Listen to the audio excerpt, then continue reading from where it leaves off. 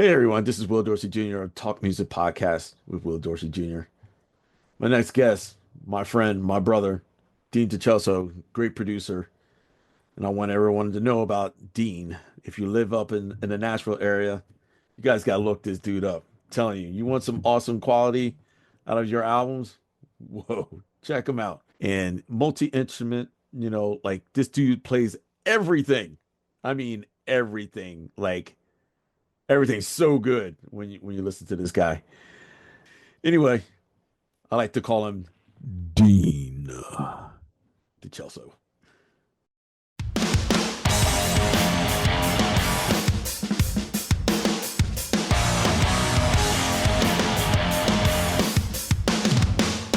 Welcome to Talk Music with Will Dorsey Jr. Every month, Our host Will is going to interview musicians from around the world and talk everything music. Our listeners range from professionals to recreational musicians who want to learn more about the industry, their instruments, and the community of top musicians. So join us, subscribe, and keep up with Talk Music.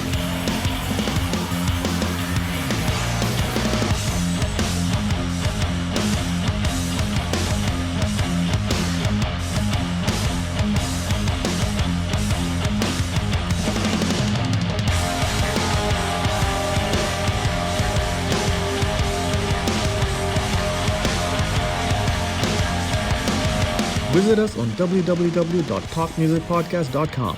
Subscribe to our YouTube channel. Download our podcast on Apple, Google, Amazon, and Spotify. Today's episode is brought to you by our sponsor, eRecord Studio, the new way musicians rehearse, record, and share their eRecord sessions on social media. Visit ERS on eRecordStudio.com. Download this amazing app on Google and Apple Apps stores. All right. Dean Dichoso. Are we on? Yeah, we're on, man. Is this thing on, dude? Yes. Keep on tapping that. Keep on tapping. Yeah, that. how you doing, man? Dude, so good to see you, dude. You so too. So good to see you. Man, man, can you I want to let you talk about this. Like how we even met. Like I think I know it's through Guitar Center or whatever, but Most certainly is. I want to see what your side of it, how it was. I'll never forget it. And it's funny you mentioned this because when you called me to do this, my wife was sitting next to me, and she knows who you are from DEA and all that, from Dead End Amelia. But I was like, I looked at the first question, I go, this is gonna be fun, and I told her exactly what I'm gonna tell you. So I remember it well. Can you fix me on something? Did you work at Hollywood first, or did we just meet straight out at the Sherman Oaks store? Straight out to Sherman Oaks store. Okay. Yeah. So I'll never forget it because the moment I went in, I think this is 2005 or 6. 6. Yeah. Okay. Okay. Yeah. I had just bought the house in Studio City, the one you knew very well, and I just remember I had a recording session coming up in the new studio I just built. And I saw you, and I just I remember walking in, and you were hard to miss. I just kept saying in my head, definitely when I'm done looking around the store, because it was my first time to go into that location, and I remember saying to myself, just go find that guy who looks like a predator when I'm ready to talk to him. And you had the long hair, and that's all I said to myself. You look like a cool dude, and man, we hit it off because I remember the first thing I said to you was, hey man, you know what? I really love playing. I really love recording single ply heads on snare drums, and I just feel like I'm gonna blast through these because I'm used to playing on double plies or whatever. I think that was the first thing we talked about, and then you hooked me up with that. You're like, yeah, it's cool. We'll just get you 3 ambassadors. I think it was something like that. But it was less about the gear. It was just like, man, I don't know. What I found really charming about it, as I look back on it now, because it has been so long, it's crazy, but is the fact that you and I, we had this draw. You and I instantly wanted to talk to each other about our origins for some reason, and I think we went right into it. I was like, so you're obviously a drummer and blah, blah, blah. And I just remember saying to myself, and we had a nice talk. It was great. I mean, God knows what we talked about, but I don't know if we made the Jimmy's Chicken Shack references yet or anything like that. But I don't know if we did at that time yet. But Yeah. I just remember leaving there going, "Holy shit!" Like one day I want to be in a band with that guy. You know, that's what I remember from meeting you. We had a nice talk. It Oh, was a really good conversation. right. What do you remember? What I remember from it is, I think I remember, of course, I think that same time that you were talking to me, and then I saw you come in another time, but you were going in to see GC Pro, but I think Yeah. you had an artist with you, and I think it was the dude from the NXS show. Remember that contest show? Oh my God! It was no, it was Rockstar Supernova, right? Oh, yes. That's what it Yeah, was. Yeah. it had Gilby Clarke and Dave Navarro and Tommy Lee. Yeah, it was. I think it was it? Yeah, Yeah. because the singer was Lucas Rossi, right? Yes. Yeah. Yes. Yeah. And Yeah, I we had think, a band together. dude. So Yeah. what were you going in to see, like GC Pro, like how'd you get in with involved with him? Yeah, well, so I went to the GC Pro because no, it's funny you mentioned that because I remember like the obvious choice is to go to GC Pro because rare equipment they help me out on the price more than the guys in the floor could, you know Yep. that. Yep. But Yep. I just remember like I would go to GC Pro and I would go, I just want an excuse to, man, fuck it. I don't care if I pay full price. I'll buy heads or whatever down there because I want to talk to William. You know, and I love talking to you all the time. So, you know, but yeah, no, Lucas. Oh, So it was interesting, man. I think the way I remember it, like his management spoke to my manager at the time. And I think what was going on, he had just gotten done doing the Rockstar Supernova tour, right. right? Like, so Okay. I think they did a national tour. I don't know if they went into Europe or whatever, but you know, and the band ended up being Tommy Lee. I forget who else was in it.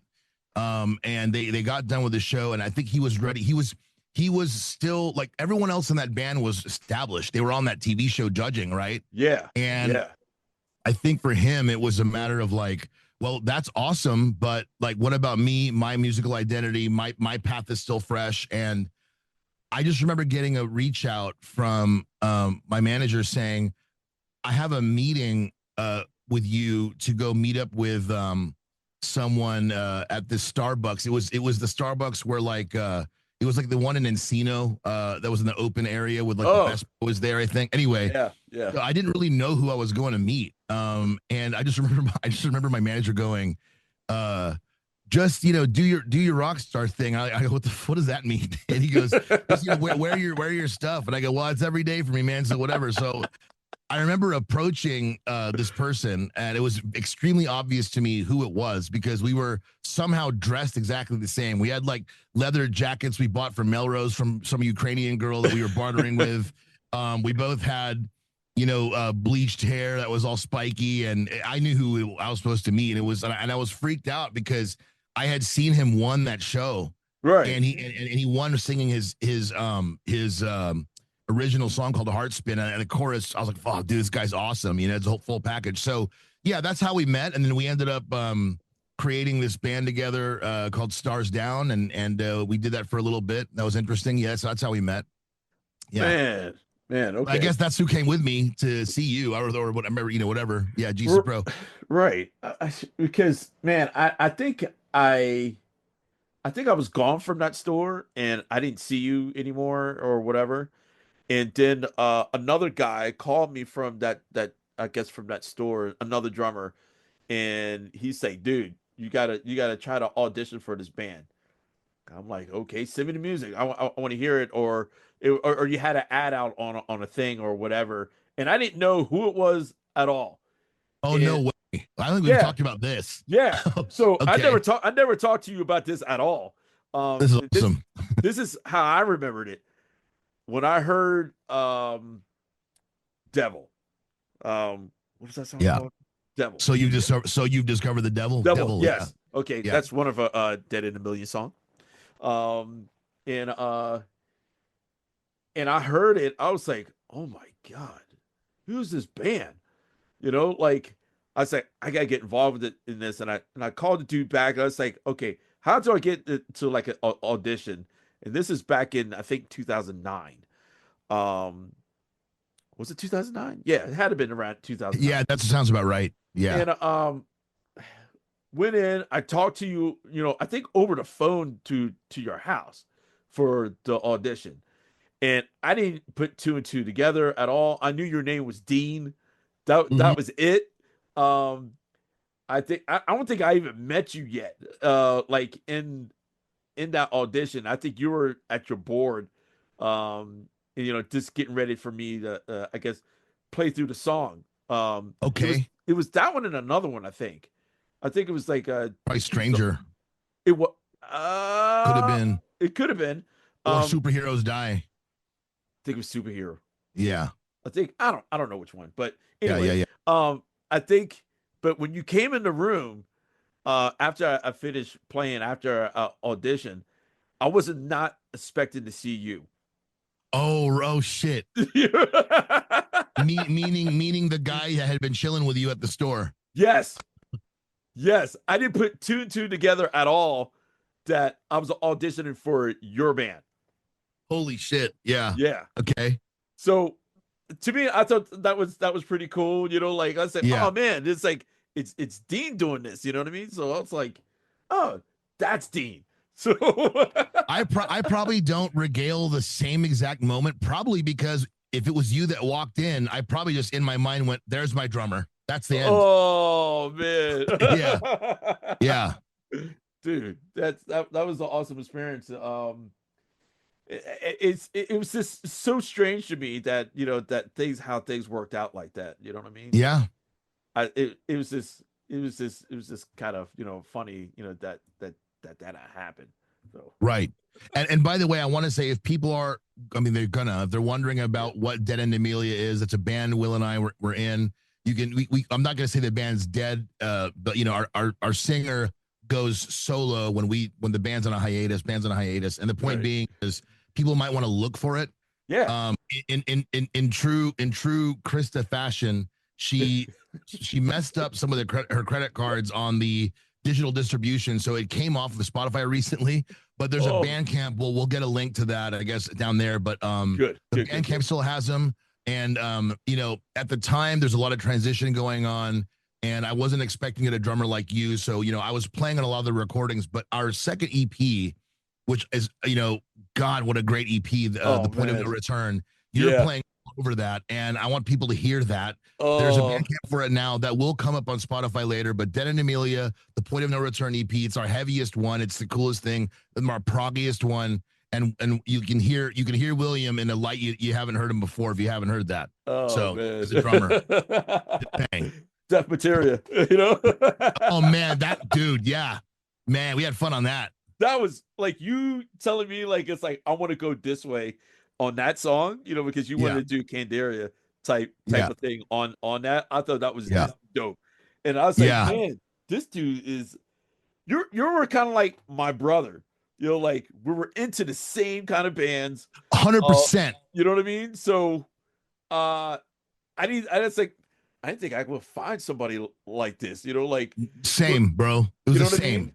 Yeah. So and, yeah. You'll always be like the most special drummer in my life for that reason. We connected on everything, dude. Like, the best. Yeah. How many times did we break into playing random Helmet songs in the middle of fucking rehearsal? You know what I mean? A lot. Like, and Chris is like looking at us two go like, what song is that? Yeah, and we're like somehow landing all the changes at the end of Meantime and shit. Yeah. And we were having a blast. We were having a blast, man.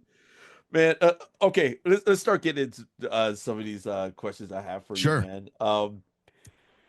Can you tell, I guess, your musician journey of becoming a producer or just playing instruments? Let's go from the top for you.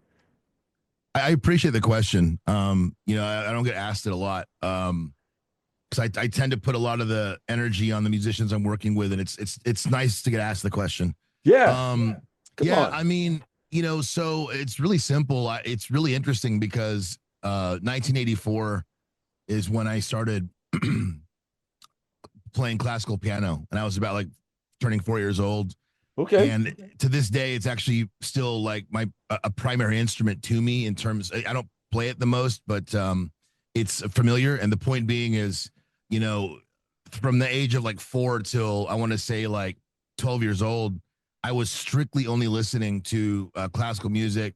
I ended up really getting into Tchaikovsky, Rachmaninoff, and once I got over, you know, the general fare of like Mozart and Bach and all that, like I realized like I started to get like composers that were like my favorites kind of popping out, like Debussy, Wagner. You know, I started getting really into stuff, and I was strictly a classical music guy, you know, at a young age.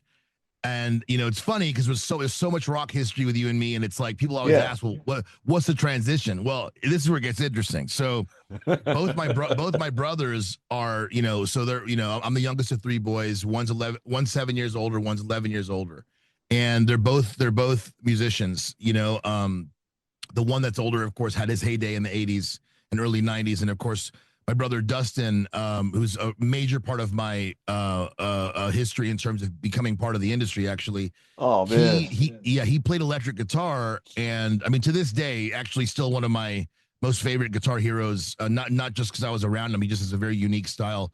He is in love with harmonic minor. That's geeky conversation for another time. Anyway, it's all right. I'm just reminiscing about my brother. But anyway, yeah. So man, William, you're not going to believe this. People don't believe when I say this. From the age of 4 to 12, I absolutely I hated the sound of the electric guitar. I did not understand the fucking purpose of that instrument. It sounded disgusting by itself. Oh, you know, it always sounded like an untamed animal that you would never get a control of. The feedback, the string noise. I'm like, what the fuck? Who the fuck likes this? right. I'm a child, of course, but I had my preferences, and I was like, I don't understand. My brother's always going around playing fucking Eruption and shit. I'm like, oh, fuck that. Right. I hate this sound, you know? Right. One day, I never forget this. I got my yellow belt for karate that day, and I remember it's in 1992, and I remember I was still had my gi on. I was still sweaty, and I was playing Final Fantasy II on the Super Nintendo. All right. My brother Dustin comes in the room, and he like pops over 2 PV practice amps, like these little 8-inch PV Rages, and I still have one. And he pops them right in my bedroom, and I'm like, oh God, what are you doing now? and you know, he's my older brother. He's trolling me all the time, so he's like, just shut up, shithead. Play your stupid game. I'm gonna show you something. And I'm like, oh God, this is where it gets interesting. He, I guess, had just learned how to connect his Boss pedals such that he made 2 different delays at 2 different times. So essentially a stereo delay, right? Right. And they were feeding these 2 amps. And here we go again. He turns the volume up, and I hear the crunching of the string. I'm like, oh God, this instrument. He hits the 3rd fret of the A string. He hits an E. He hits the note C. Feedback starts. I hate that sound at this time. And he starts bending the feedback into a melody. And I was like, wait a minute. That instrument can do that? And that is when I wanted to play that instrument immediately. Really? Immediately, because of the fact that, see, I'm on a piano, I'm on a keyboard, and I'm locked to these perfect tones. Guitar, you can bend things and glissando them into semitones and microtones and everything in between. And I understood now the beauty of feedback and what you can do with it, and you can turn it almost into to me, it was like, okay, that's the electric guitar version of like a violin or a viola solo, just loud and abrasive. And so immediately I looked at him and go, all right, I get it. And I think that was his plan, because he pulled out a 1975 Les Paul Standard. I'll never forget it. Tobacco Burst. Put it in my lap. He goes, you can borrow this. And he taught me how to play. First song I ever learned to play on guitar, electric guitar, is Heart-Shaped Box. No way. Yeah, and he taught me that. And of course, which was interesting, and this leads into my history with you at DEA, is Heart-Shaped Box is in a drop D tuning. So I was only learning in that tuning, not understanding it wasn't normal for the electric guitar or any guitar, any 6-string guitar. Okay. And so I called my brother and I go, I found out I had a really good ear at this point, and I'm listening to Led Zeppelin. And I go, why does my guitar you gave me, I can't play the same stuff Jimmy Page is playing? And he's laughing. He goes, we're talking on a on a landline while he's in because it's so long ago while he's in the university, and he's like, dude, it's because you're in this fucked up tuning. I can't explain it to you. It's called drop D. Don't worry about it. Here, learn something else in drop D. I go, I don't know what that means. And he goes, all right, there's this new video that just came out. It's black and white. There's like a dude with dreads, looks Mexican. He's like rapping. Like, look for that video on MTV. And I was like, okay. And it was Rage Against the Machine, Freedom. Oh, you're right. Okay. And I learned it by ear within 2 minutes, just listening to the MTV. And I was like, okay. Then my brother went to Blockbuster Music and he bought me the CD, and I learned it everything by ear from top to bottom, including the solos. I learned everything by ear in less than 2 weeks. And that's when I realized, number one, my ear is crazy. Number two, I had an affinity for this instrument. It was addicting to play. And it made me learn the blues pentatonic scale in D minor very quickly because of Tom Morello. And that set me up. Like, that was so from that point on, I'm trying not to go too long on this, but because it's a rich history. So this is where it gets interesting. I'm 3 months into that instrument. My brother already is a veteran making his badass bands. He's starting a new band, and he says, Dean, do you want to play in this one? And I go, I don't even know what the fuck that means, because I'm 12 and I study Greek mythology and I have no friends, and I play Final Fantasy, and he goes, well, we're going to go to the third floor of our house, our family home. And he brought friends over that played drums and bass terribly, I might say. But still they're keeping a beat. And we play this really simple riff that he had written, a song we wrote called Unrestrained. And we did it. And I felt, and I know you remember this, I think we all have that moment when you locked in for the first time live in a practice space with musicians. There was a dopamine hit you'll never feel again. Right? Like when you lock in with musicians in a band for the first time. And I was like, holy crap, I get it. I'm a fan of this instrument now. I love rock. And I went fucking crazy. So that was the age of grunge and post hair metal. And I went nuts and all that. And the drummer would leave, and I would go to the third floor when he'd go to school for the week. And I'd look at this fucking shitty Tama Rockstar that looked like it had mold on it with back in the day, the budget cymbals were called, remember, Zildjian Amir? Oh my, I used to have some. Yeah. Well, it's interesting, right? Because the Amir ones were just metal plates, but the Amir 2s actually were B8 alloy. Very interesting. So drummer nerd stuff. But exactly. But he had the Amir 1, so it just sounded like you were hitting like metal plates. I didn't know the difference, and I just sat behind this kit. And I remember I didn't have any reference. I didn't listen to any. I might have listened to. Yes. We just took a trip to the Philippines, and Undone, the Sweater song, Weezer came out. Oh, okay.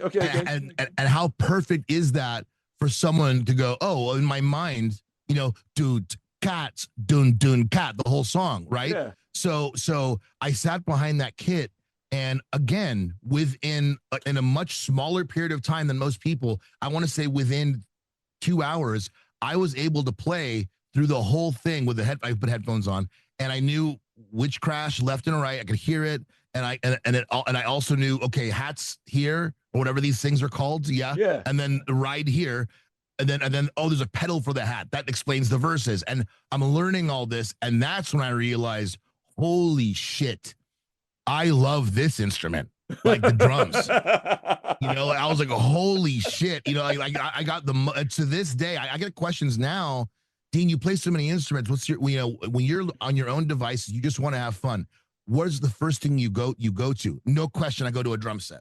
Yeah. So that's my, and you understand. Yeah. And so yeah. And so that was that. And then basically, just to skip through some context, the idea here is, I started then jamming with my own friends in high school that were my age. Because remember, my brothers are quite older. Yep. And we're doing our thing and learning that way, and I'm going to different garages. And my dad bought me a Marshall half stack, and I was carting it around, and my brother or my mom would drop me off with that thing. I'm like ruining the Mercedes leather with that cabinet, like just doing all that. And I realized, so the band ended up doing well with my brother, and we ended up getting you and I are old enough. You remember back in the day, they'd discover us, and they meaning LA would send A&R out to wherever we were. Sometimes could be Baltimore, could be Houston, Texas in my case, and they did. And then we ended up getting called over to LA for showcases, like private showcases, when that used to happen. Yeah, right? yeah. And I remember we played in a rehearsal space called Leeds in Burbank. We were there for a week. We played for, long story short, what it turned into, we ended up looking at pretty serious record deals, like in front of us at the time, and I realized at that time, this is crazy. We had toured, we had played. I mean, my guitar rig and my tone had really perfected itself, because I'm a tech nerd too, so it all came together.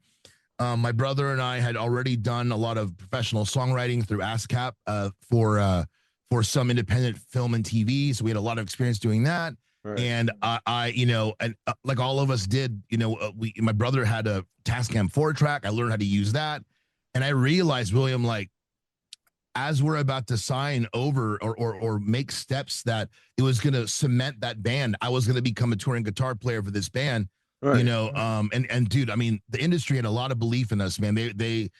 I was told that they're expecting me to be some version of the next Jimi Hendrix or the next Van Halen or something because of my guitar playing and all this. And I just looked at my brother and I went, and I was so young. I don't know how I had this clarity. And I went, this must have been late 90s, early 2000s. I probably was like 19.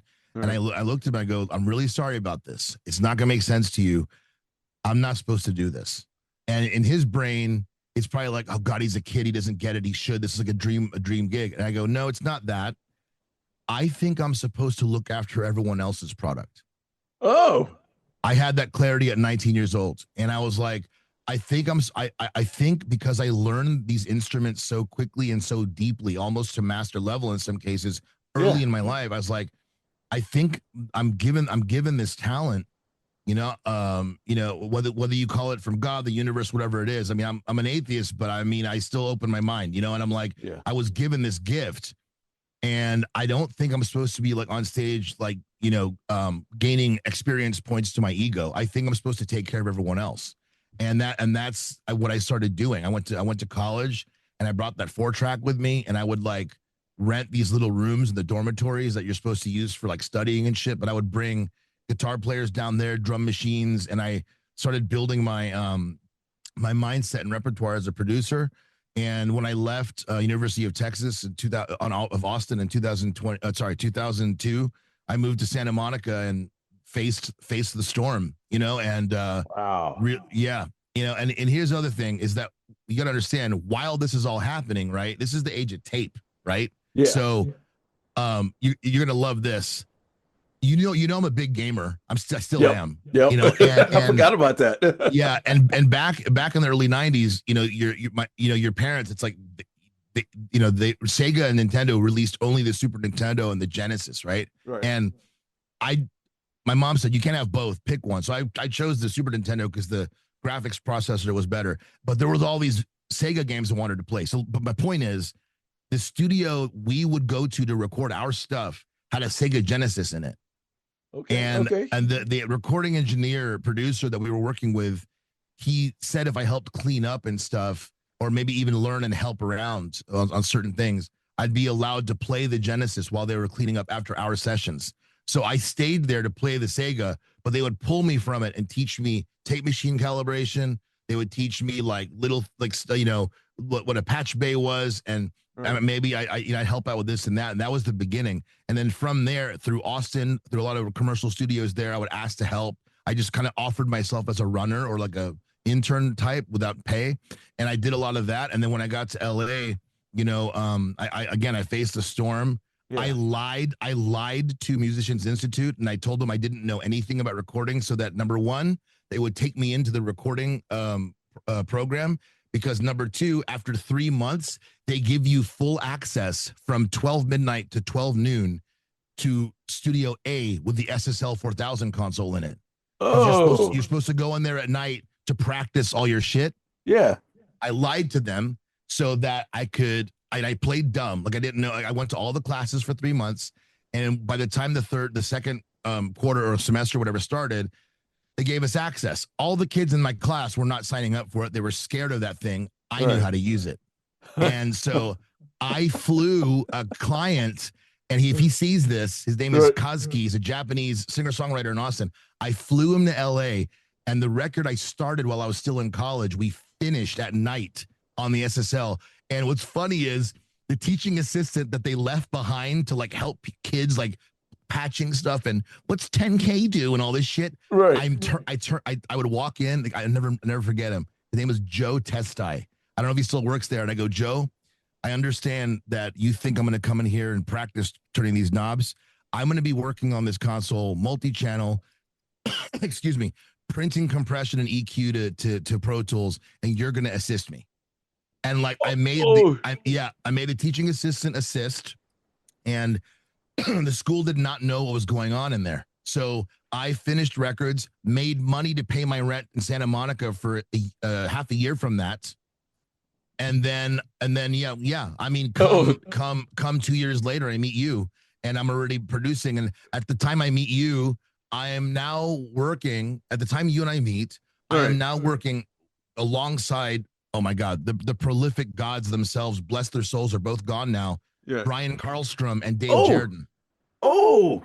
So I start working with them. I open a studio in tandem with Brian Karlstrom on Magnolia in Burbank called Transformer, and that goes fucking wild. And then we open a bigger one on Lake Street in Burbank.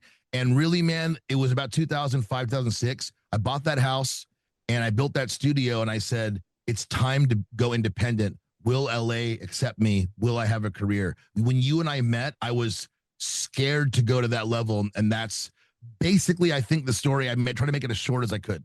Holy shit. Okay, hold on. Yeah, okay, sorry. Okay. I'm trying to be cool with your time, bro. Like, wow. Yeah. Can you tell people about Brian?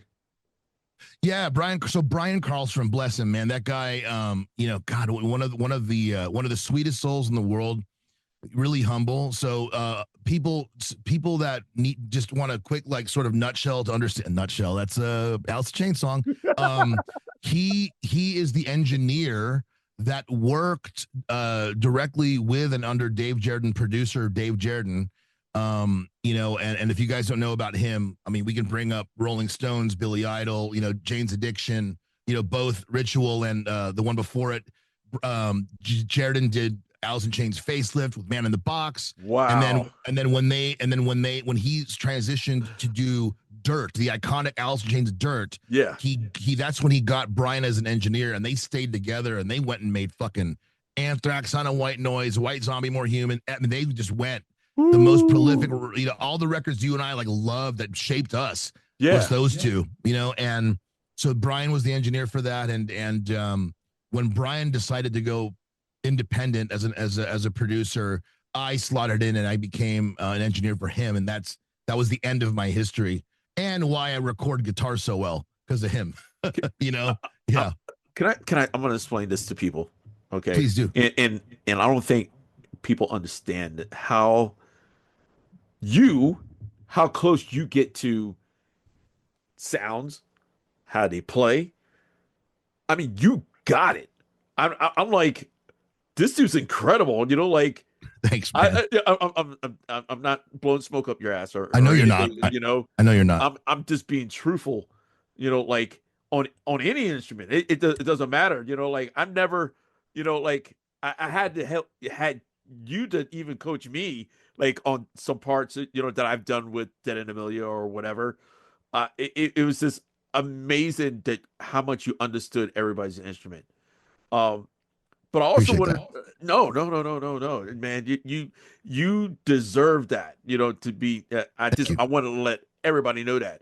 My next question was, like, when did you figure that you wanted that to be a profession?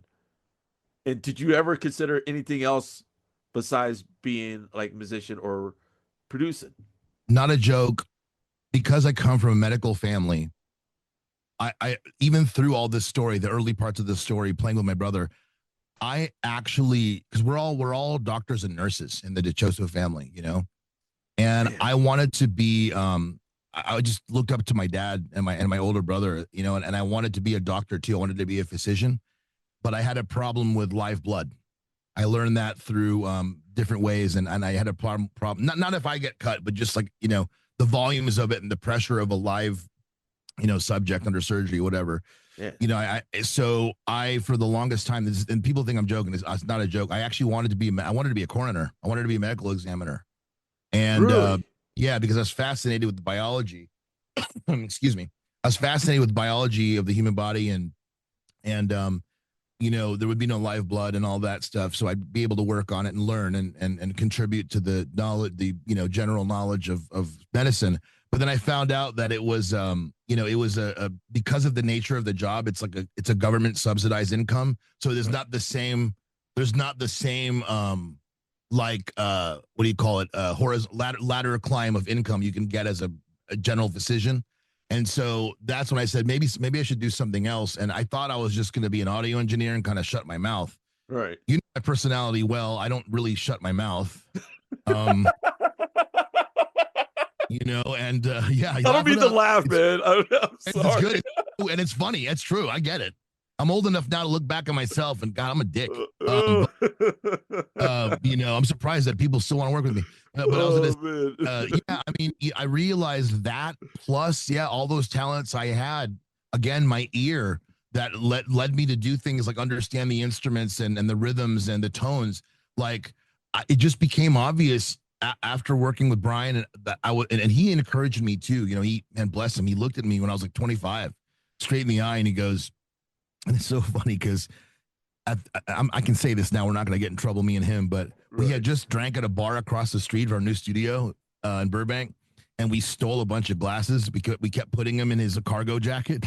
We were drunk, and he looks at me, and he had polished off like a bottle of Patron, and I had polished off a bottle of bourbon, but we were clear enough to talk. And he looks at me. It was he and I bonded a lot, you know, between sessions at night. And he looked at me. He goes, he had a nickname for me. He called me Kyler, and he goes, you know what, Kyler? Listen, you're supposed to go do this on your own. He's like, you already get better drum sounds than me and Dave. And I'm like, okay, that's coming from that team. Oh, you know, and wow. He goes, he said that to me, and he goes, also, do you know what really made me want to work with you when we first met? I go, what? He goes, do you remember what you brought into me? I asked him to master a metal record. It sounded very much like Pantera. It was a Japanese artist called Divine Era. And that's how he and I met, was I asked him to master it. Anyway, so I'm with him, and he goes, you got these tones on that guitar that blew me away. And this is the guy that still to this day is looked at for the iconic tones of Dirt. Yeah. Right? And him and Jerry Cantrell and that whole, like, God, I mean, just anyone that's listening now, conjure up the sound of what's that? Dun dun dun dun dun dun dun dun dun dun dun. Yes. What's that song? Yeah. Oh my God, Them Bones. What's wrong with us? Them Bones. Bones. Yeah, Them Bones. Yeah. Yeah.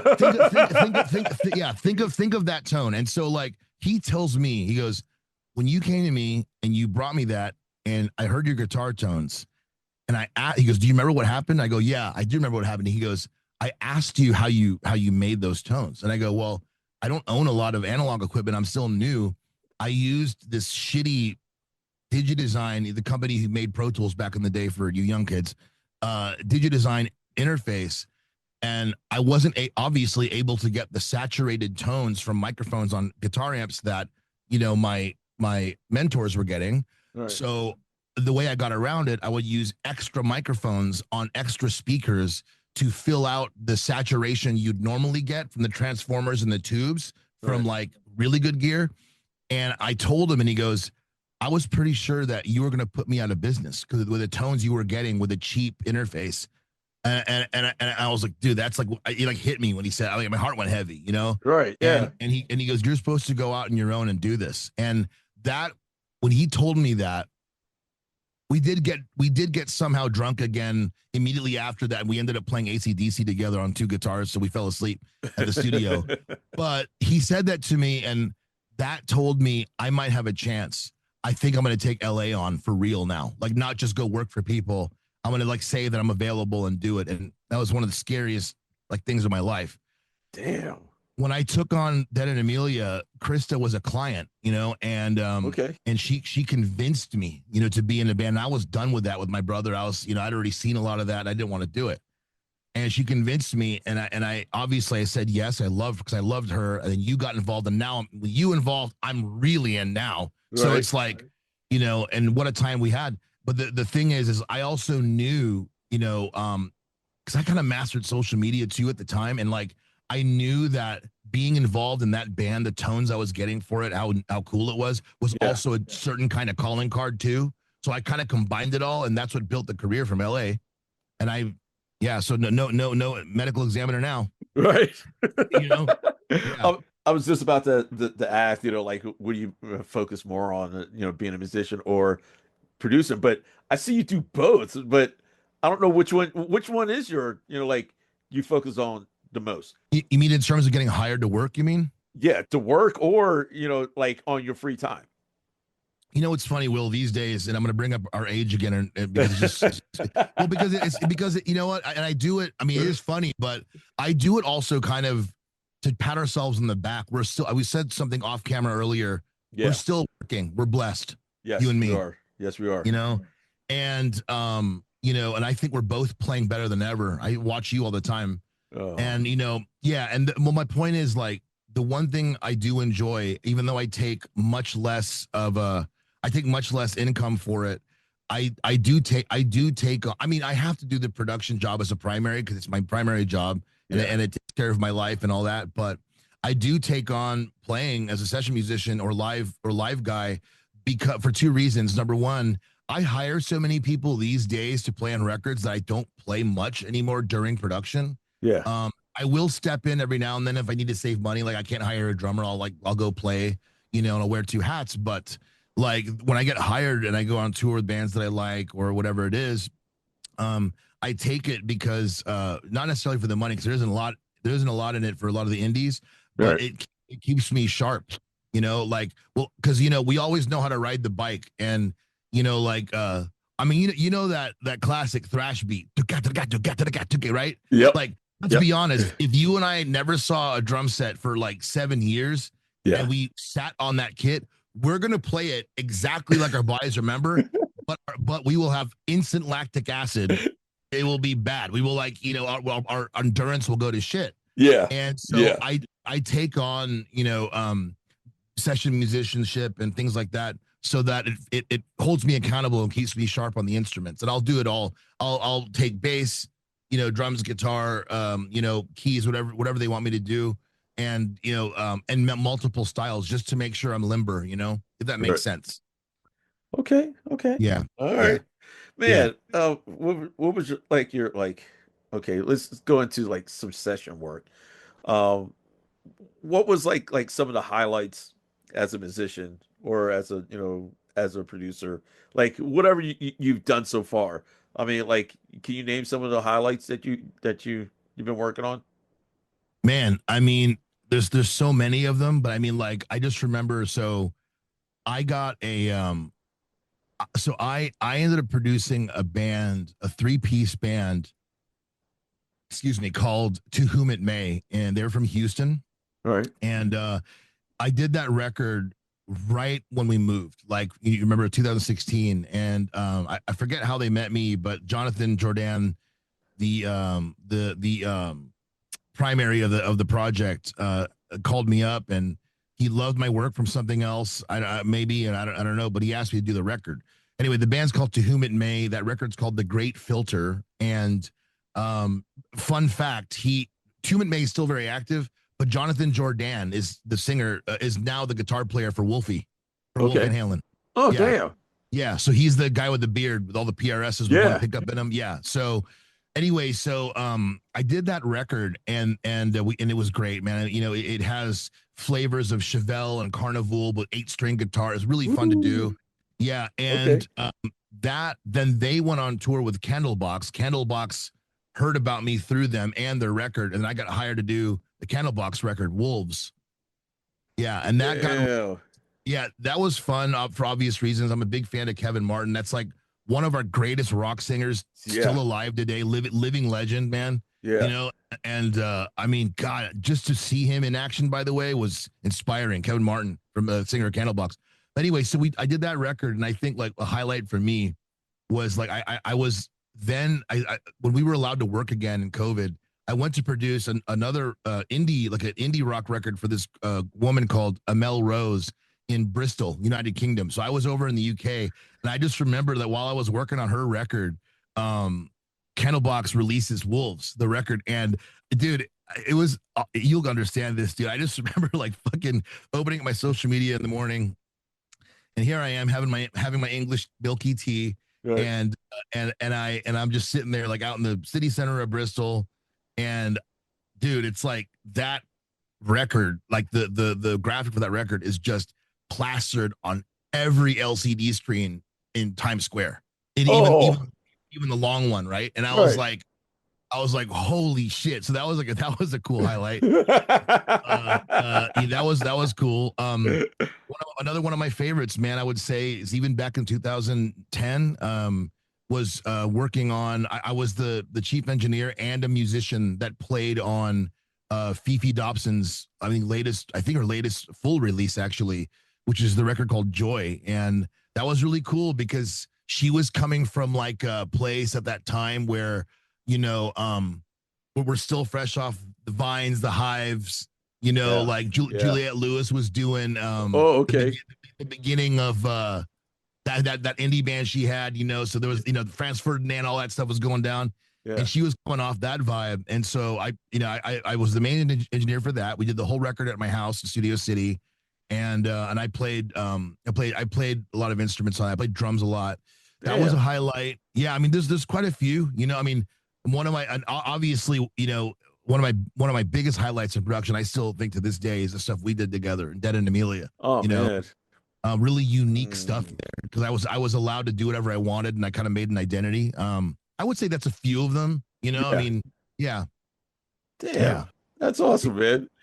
Okay, since we're going into like recording in session mode, was there any I'm sure there was a lot of like singers or bass players, especially bass players.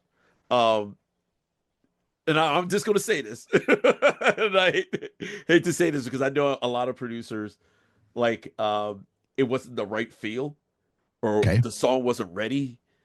Would you make them redo that song like over and over again? And I know that's not even part of our question thing, but no, it's good. I want to make sure I answer it. You're saying if a musician came in, or maybe bass player, whatever, and it didn't feel right, would I like run them down and do it over and over again? Is that your question? Yeah. I mean, yeah, of course I would, but I mean, I'm not the type that you got to remember, right? I'm a traditionalist, so my brain still works as if. You'll totally appreciate this. My brain still works as if we are in the age of tape. And so like, okay, the client that he was just here, he just left. He just went back to the UK a few days ago. Right. I'm producing a record now for an artist called Billy Driscoll from Bristol. And it's very Americana. Like, I want to say like Americana country meets shades of like Daughtry kind of thing. Is what I'd say. All right. And he was just here, and he was very appreciative. He goes, man, you do things very different. Well, that's to him. He's younger. He's 10 years younger than me. Right. But my brain works very traditional. And what I mean by that, just for people who need to understand what that means, meaning my brain comes from the age of tape. When Will and I were spring chickens and we had to go record a record, when Pro Tools didn't exist and all that, those recording studios that were down the street from your house or wherever you lived or whatever we were doing, man, they were the only places to record professional anything, right? Yeah. And you couldn't do it at home. That's for sure. Like the quality it was needed. Number one. Number two, there was a discipline to it because those places were expensive. They're up to $1,000 a day. Yeah. And it made sense because you're paying for tape, you're paying for the engineers. It needed a full team because there was no computers to help. And that here's the thing. Back then, guys, no editing, no tuning. So Yeah. that meant that when guys like me and William were younger, we're in our bands, we had to rehearse for weeks, sometimes months before even one dream of a downbeat for that $100 an hour, in that studio. So my pre-production process, William, to get into that, to answer your question, I'm trying to get as direct as I can. No, you're good. You're good. My production process does take full advantage of the computers because the pre-production process is the time where I root out the fucking week. And I'll be honest, I will run them through take after take because the hard drive will allow it. Because again, history kids, you try to record. Let's say we record a full band, and William said bass player. Oh, that's a good one. You try to record a bass guitar on that one track on that tape over and over again. That magnet is constantly fucking up the other tracks around that bass track, no matter what. So you're screwing shit up. You keep running that bass track on that tape. But okay, in pre-production, because I know you kids are young and you don't have discipline with this stuff. Sorry, it is what it is. Yeah. Then you guess what? In pre-production, I will run you dry. And if you're not getting it in that like 10th, 12th take, either you're going to go become a whole different human being as soon as fucking possible. I'm not paid to wait for that, by the way. Or I'm replacing you. Sorry. Because just about to ask that. Yeah, because when you hire me to look after your dream product, let's say, I'm going to go through as many bodies as I have to, even if one of them is yours, to get to your dream product. You signed up for that. When you signed the contract and you paid the deposit, I said those very words to you, and you signed up for that. My product speaks for itself, by the way, and we get there. And yeah, dude. So I think you were going to get there. I was just going to say, absolutely. If it's needed, I will replace them. If the band wants to put me on a retainer, to wait, or if we want to change the payment schedule and I'm no longer there to get takes, I'm there to watch you fucking rehearse. Yeah. I'm going to make you an overage fee for every hour to watch that shit. Well, it's only fair. Yeah, no, you're completely right. Like, people need to do the fucking homework. Period. Yeah. I was just gonna say, how many times have you replaced someone on a recording session? Oh, geez. Like in like the whole career? Yeah, like, I mean, have there been a lot, or have you had to actually go do it yourself? Yeah. So how many times? I mean, obviously in the 30 years, I've been a producer for 30 years, but okay, fine. Let's say in the nearly 20 years I've been doing it as a producer,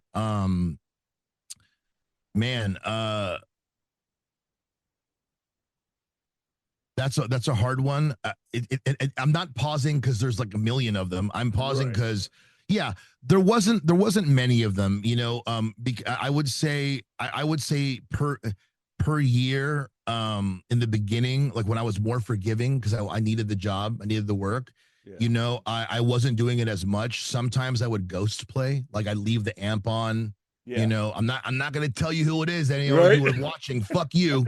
Fuck you. I ain't saying it. Right, eat shit. Yeah, I bet you know who it is. If you're watching this, probably you. All right. Anyway, I mean, and listen, that goes good. Never did it to William ever. Don't need to do it to William. William's a better drummer than me. Anyway, so it's true.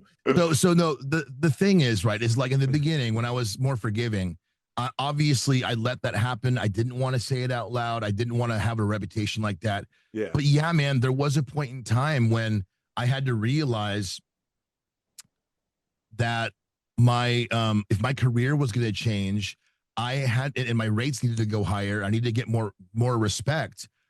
I needed to kind of become that guy. Yeah. I started to, I mean, obviously I'm not replacing people if they're in bands, but definitely, man, I would say like every like 2 or 3 months, there was at least a handful of like personnel replacements on records where, those musicians, we just have to tell them. Maybe it's me saying, or maybe it's the primary artist saying that hired me, Yeah. listen, this is how it has to go, and then you're going to have to learn it from here when we go live. Some of them, it caused them to leave the band. They realized they shouldn't be doing this. Some of them, they really picked it up and they came and recorded the next record and did it better than I could have, to be fair. Oh, wow. Okay. Yeah, I mean, if they hired me again or whatever, right? So and I saw them, so that's for sure. But no, I have no fear doing that because again, the product is number one, right? Yeah. So it is what it is. I mean, so a handful of times every few months, I think. These days, in working in Nashville, we have the most top-notch musicians here, and there's like no such thing. I when I moved here, I intentionally did it to throw myself down like 10 notches. I have to re-earn my place, I feel here, which I love that challenge. Right. Yeah. I'm sure you do. Yeah, even as a musician, because these guys, they look so lax, and they wear their cardigans, some of them, and they seem like the type of people that bring typewriters into coffee shops. You're like, that guy's weak, he ain't gonna play good. You put them in a studio, and whether they're sight reading fast or not, you're just like, oh my God, I see why you work here in this town now. Like they're just like, blow you away. So one of my biggest motives, William, to moving and working here, one of them was to be around people I never had to replace again. Wow. Yeah. Okay. Yeah. Okay. Man, was to be around a higher. I wanted to be around a lower probability of having to be that guy here, and it's working. Did that answer the question? That answered my questions. Thank you. Because I was man. I was just wondering. I was just curious, about that, because I mean, I know that happens, during recording sessions or whatever. But I wanted to switch up and get back to you real quick. But I wanted to know something that's been on my mind.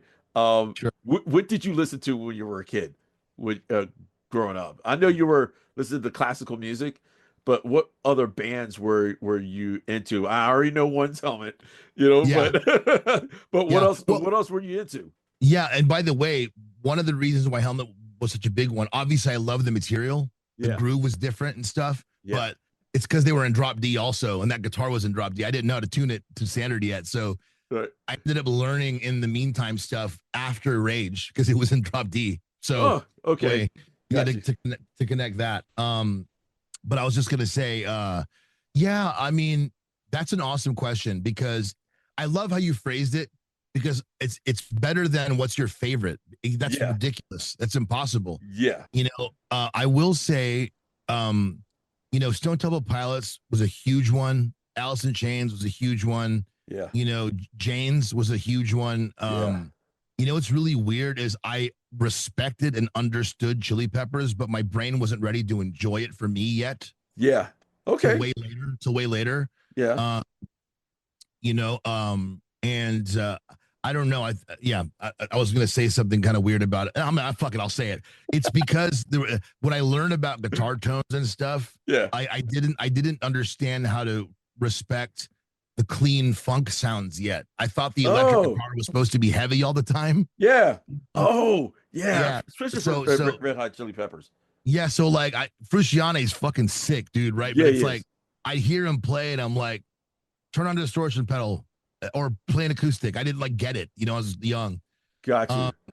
The ones that really tipped me over the scale, where I really kind of found where my heart really wanted to live, not even necessarily as a musician, but just like as a listener, was when I discovered, dude. I mean, and this string will make total sense to you. Like, I discovered King Crimson at the same time I discovered Dream Theater, and I went to Crimson and Zappa more than I wanted to get into Dream Theater because Dream Theater sounded too polished and too like librarian to me at the time. Gotcha. And here's a geeky drummer thing I just want to say. I mean, you're not going to be able to hear it. I would tap it out, but okay, like Portnoy. I've said this to you a million times. I'm like, Portnoy, you're fooling everyone else, but not me. You only sound like you're playing fast because you're doing that fucking 2 hits of the snare, left, right kick thing. Okay. Yeah.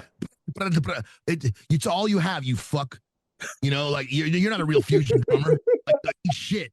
Fucking Kolayuta could do that with one hand when he's half dead. That's where my head was at with Dream Theater. But with listen to King Crimson, listening to even Rush, you know, and I remember something about you while I was listening to Rush. While I was listening to Rush. Oh, what you got? What you got? What you got? When I was listening to Rush, William was getting into this. Oh, this is William's band. When I'm listening to Rush, he's listening to the Kiss. Just saying. I know this part of his history. Yes, yes. By the way, fun fact, we'll get into this later. Gene Simmons gave this to me. Bullshit. No way. Yeah, it's another conversation. But but I was gonna get back. So Rush did it, and then holy shit, I started veering off, and like Tool Undertow happened. Oh, right? And I was like, whoa, that is a total different approach to this, you know. That Tool Undertow happened, and God, this band in 1994 made me want to become a mixing engineer, and it introduced me to my top idol mixer of all time, still to this day. I got to FaceTime with him somewhat recently. That was awesome. A gentleman called Andy Wallace, and he mixed this record. Yeah, he mixed this record for a band, and I love the band. They're called Shudder to Think, and the record was called Pony Express record. It was released in 94. The single was called X French T-shirt. Holy shit. The singer was Craig Wedren was so operatic, but they wrote these like heavy jazz infused, like odd meter show tunesy fucking, like, I don't even know how to say it, but it was hard hitting, and it something about it like satisfied that prog sort of like part of me, parts of the Helmet part of me, you know, like it was all that changed everything. So I mean, you know, that's, you know, I could go on from here, but basically when I started hearing progressive takes on rock, I didn't leave all the grunge I loved. I mean, I could show you now, in my tracking room, there's loads of Fender guitars. The 1957 Mustang I have, the same color of the one that Kurt Cobain used when they did that big concert for In Utero, that one, the Germs guitar player Pat Smear was one of his first times to play with them. And he had this guitar. I have the same exact one. I'm a huge, one of the biggest Nirvana fans. I idolize Kurt, you know, that. And as you can see, I'm trying to be short with this. I'll just say one last thing. I'm a huge Beatles fan. And if anyone out there says you're not, you're a liar. That's it. No doubt. Yeah. No doubt. Yeah. Yeah. There's no doubt. Even the bands I was into, Kiss. All right, let's go back there. Yeah. I know they were influenced by Beatles. Come on, you know, like everyone. There would be no us if not that. Nope, it wouldn't. Yeah, it wouldn't. Yeah, and that explains like some of your like guitar tones. Especially it does in Dead End Amelia. Especially like the Sound of Awakening, because I don't know why this song is like stuck in my head. It's called "You're Not Alone." Man, that guitar tone, I don't know why I keep on thinking about the guitar tone in that song. Can people still find that song? Again, all this stuff will be back on Spotify really soon, but for now you can find all of this on the Dead End Amelia Bandcamp. Awesome. Thank you for plugging that. But You're Not Alone to me is like the 7-minute song that. Oh my gosh, man. It doesn't feel like it at all. But the guitar tones in that, even the bass is as well. It's a mixture with those two instruments like that, the way you played that. And by the way, I'm telling you, this dude's incredible. He played everything on that record. But I just, I appreciated how like soft it began, and then how much heavier that it got towards the end of that song. Yeah. Beautiful. Yeah. Thank you. So beautiful. because me and my brother would talk about this record, and of course my brother is just all about how you mix. And same here. I love the way your sounds are. It's just Thank incredible. you. Um, That but man. but dude, you're not alone, man. I'm like that song, and how'd you get Krista to sing like that? You know what? There was a point in time, and it started. It started at the song "Death Materia" that Will's playing on the second EP, "The Point of No Return," also on the Dead End Amelia Bandcamp, where I taught her how to use vocal fry. Was the first thing. How to do the scream without sounding like you're screaming. Right. And I taught. That's why she does those awesome screams in the middle eight of Death Materia. That they sound good. And that moment in that record, which is the one before Will's talking about, you know, that's what she went. Oh my God, I didn't know my voice could do that. Which is also, by the way, one of my biggest kind of what I bring to the table as a producer Right. is I can hear a vocalist and know what's left in their batteries that they don't know. And I knew she had it in her, and I pulled that out of her. And then basically once we got to "You're Not Alone," and look, here's the deal. I was bringing up, drinking whiskey and stuff as a funny thing earlier, and it still is. But Krista had this we know Krista. We both know she's small, right? Yeah. And I could never understand it. That woman, small as she is, could match me whiskey for whiskey. And we were doing that song, and we were sipping. We're not doing shots. We're not like partiers, like Yeah. we're sipping, we're smelling like there's, it's just, I don't want to paint the wrong idea. We're enjoying it. We're alone in a safe place in my studio, in my home. So it's all good. But, we were writing for the end of that song where it's like, she's like, it's like the song, the riff's like, dun, get done, dun, dun, get done. Then she goes, "Let me," and she's all high, "Let me take over." And it's all like, crumply and shit. Yeah. Like, she brought some of the knowledge that I gave her from Death Materia, from that record, and then combined it with her melodic voice. And she didn't have any inhibitions because, we were so a little sauced up on the bourbon, and we wrote it. And it was one of those, like, I had to keep the vocal from pre-production because we were never going to get that character again, kind of thing. Right. Okay. It was actually this microphone, and she was holding it while we were writing, and I was like, no, we're never getting that again. So, and of course, she's able to reproduce it with the passion and how new it was from the message of the song. We found it together from me starting the journey of that vocal tone with her on the second record. Right. Yeah. Wow. Yeah. Wow. Yeah. Yeah. And do you find other singers like that too, or like that you can get the most out of them? Man, even the ones that are well trained, even singers that are famous that I've worked with, where they have like a really impressive catalog. They'll come to me and they'll find new voices, with me. I don't put myself out there as a professional vocal coach or anything like that, but I have an extreme understanding of the usage of, like, the diaphragm, breath control, fry vocal, screaming without damaging your voice. And I tend to know when a singer's in there. I keep looking at my tracking room because I'm like imagining. I tend to know when they have a lot left than they realize. Sometimes it's just because there's nerves involved.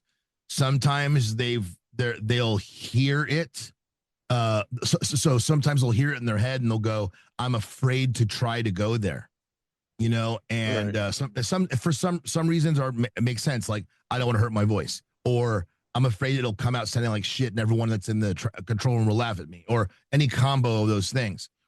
There's a great example of this, by the way, and if you want to cut to it at some point, I'll give you guys a link. Oh, sweet. Amel Rose made a documentary, like a 4-minute documentary. You don't have to do the whole thing, but there's a moment she talks about. She actually narrates it, where we're doing this song for her. It's the "You're Not Alone" of her first record I produced in the UK. The song is called "Out of the Woods," and it's an epic one. It has a lot of movement, like You're Not Alone does. And at the very end of the song, she's screaming this line that I forgot exactly what it is. A very powerful lyric. And she originally in the indie sort of sad girl style was doing it false. She's a very nice husky voice. She was originally singing it in falsetto, and it was really cool how it was against this heavy riff, and there was the dichotomy was cool. But I just looked at her and I go, look, we're at the end of our night. We have no more vocals to record for the day. I need you to try to sing that like with the passion that you really mean it, one octave higher than you're used to. You have it in you. Trust me. And she actually highlights this. I'll give you the link to it. Okay. And she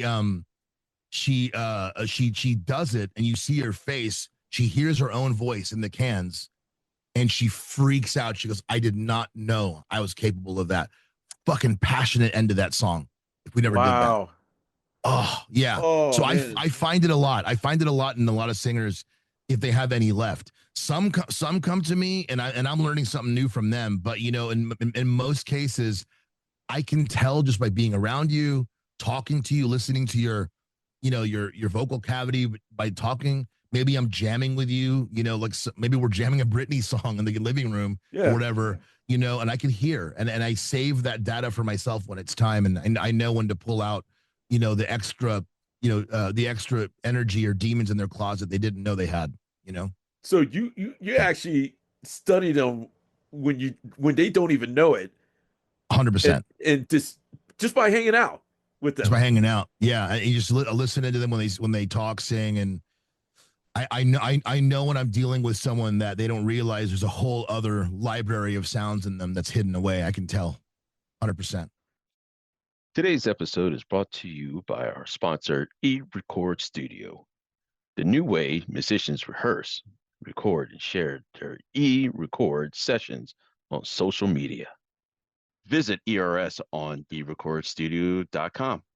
Download this amazing app on Google and Apple Apps stores. Yeah. Let me ask you this other question, another thing about producing. Mhm.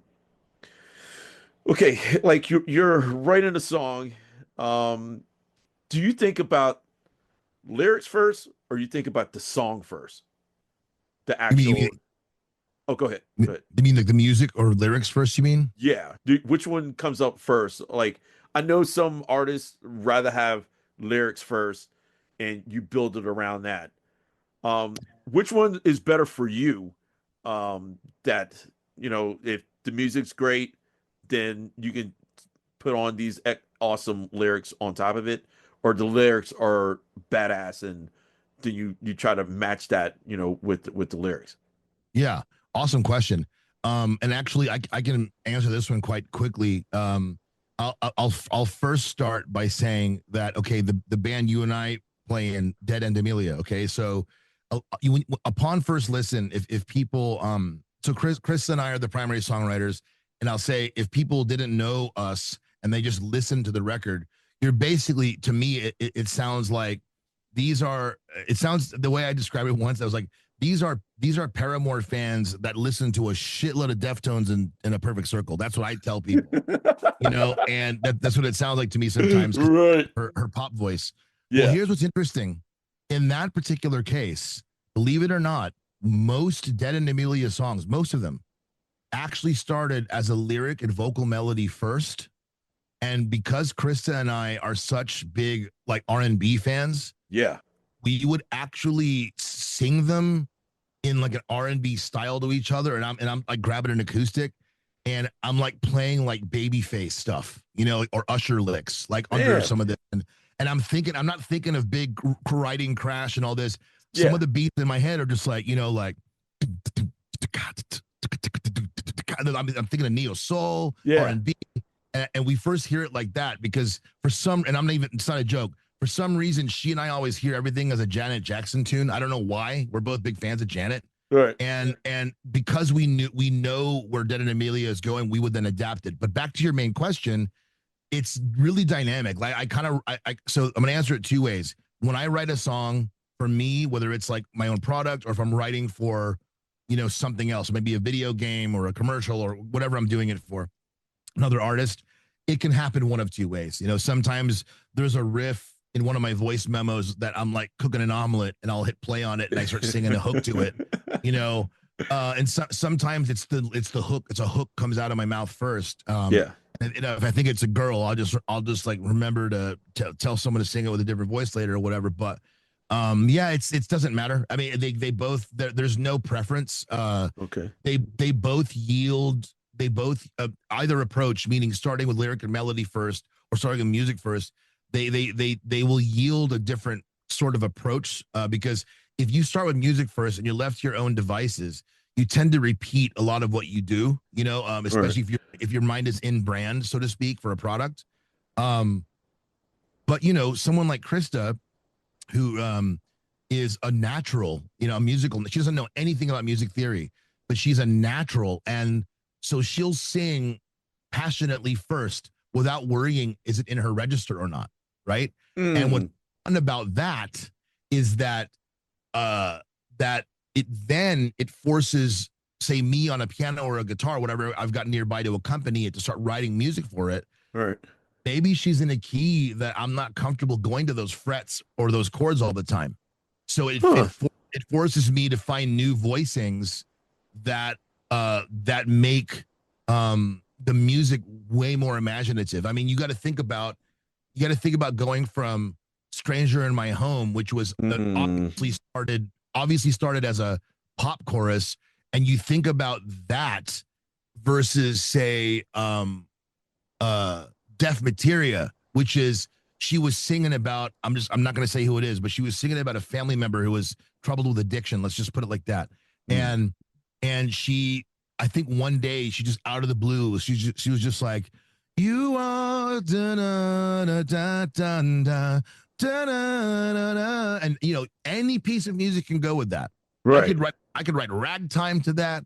I could write R&B to that. I could, but for some fucking reason, when she did that day, I like went and I grabbed a fucking guitar and I was like, dun dun dun dun dun dun dun dun dun, Yeah.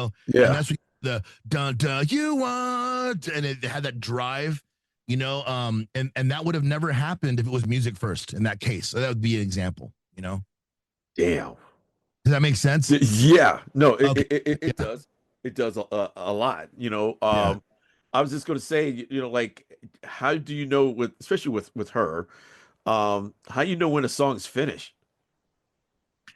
This answer will go across anything I do. So, no, really, it's easy. Like this goes across any of my production. This goes across anything we write, anything I co-write.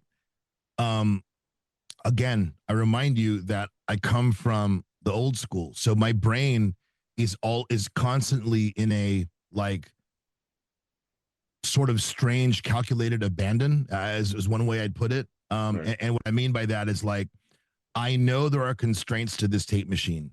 We cannot record 10,000 times on this. Yeah. I know there's passion in this artist.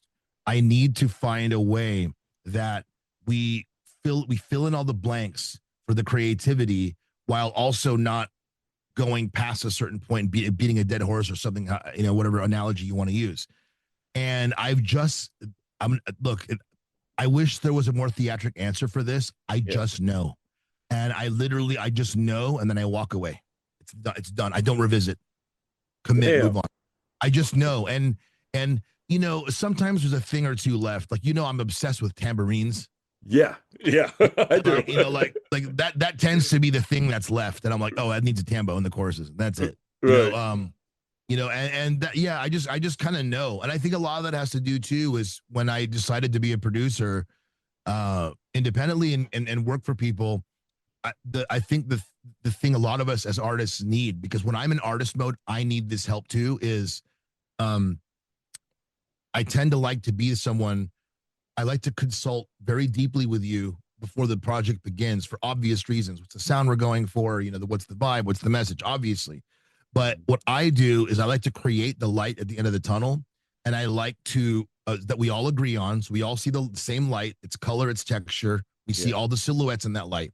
And I never start a downbeat of production until we're all looking at the same picture at the end of that tunnel. Okay. That's number one. Number two, I try to make it to where the closer you get to the light, it's tangible for the artist. We all know we're near the end. Yeah. And I tend to make the environment such that we hit stop on the space bar. And I want to look back in the room. And everyone just goes, fuck. Yeah. You know what I mean? and that's when you're done. Wow. Wow. You know, I try not to be dramatic about it, but that's literally how it goes. Yeah. You know?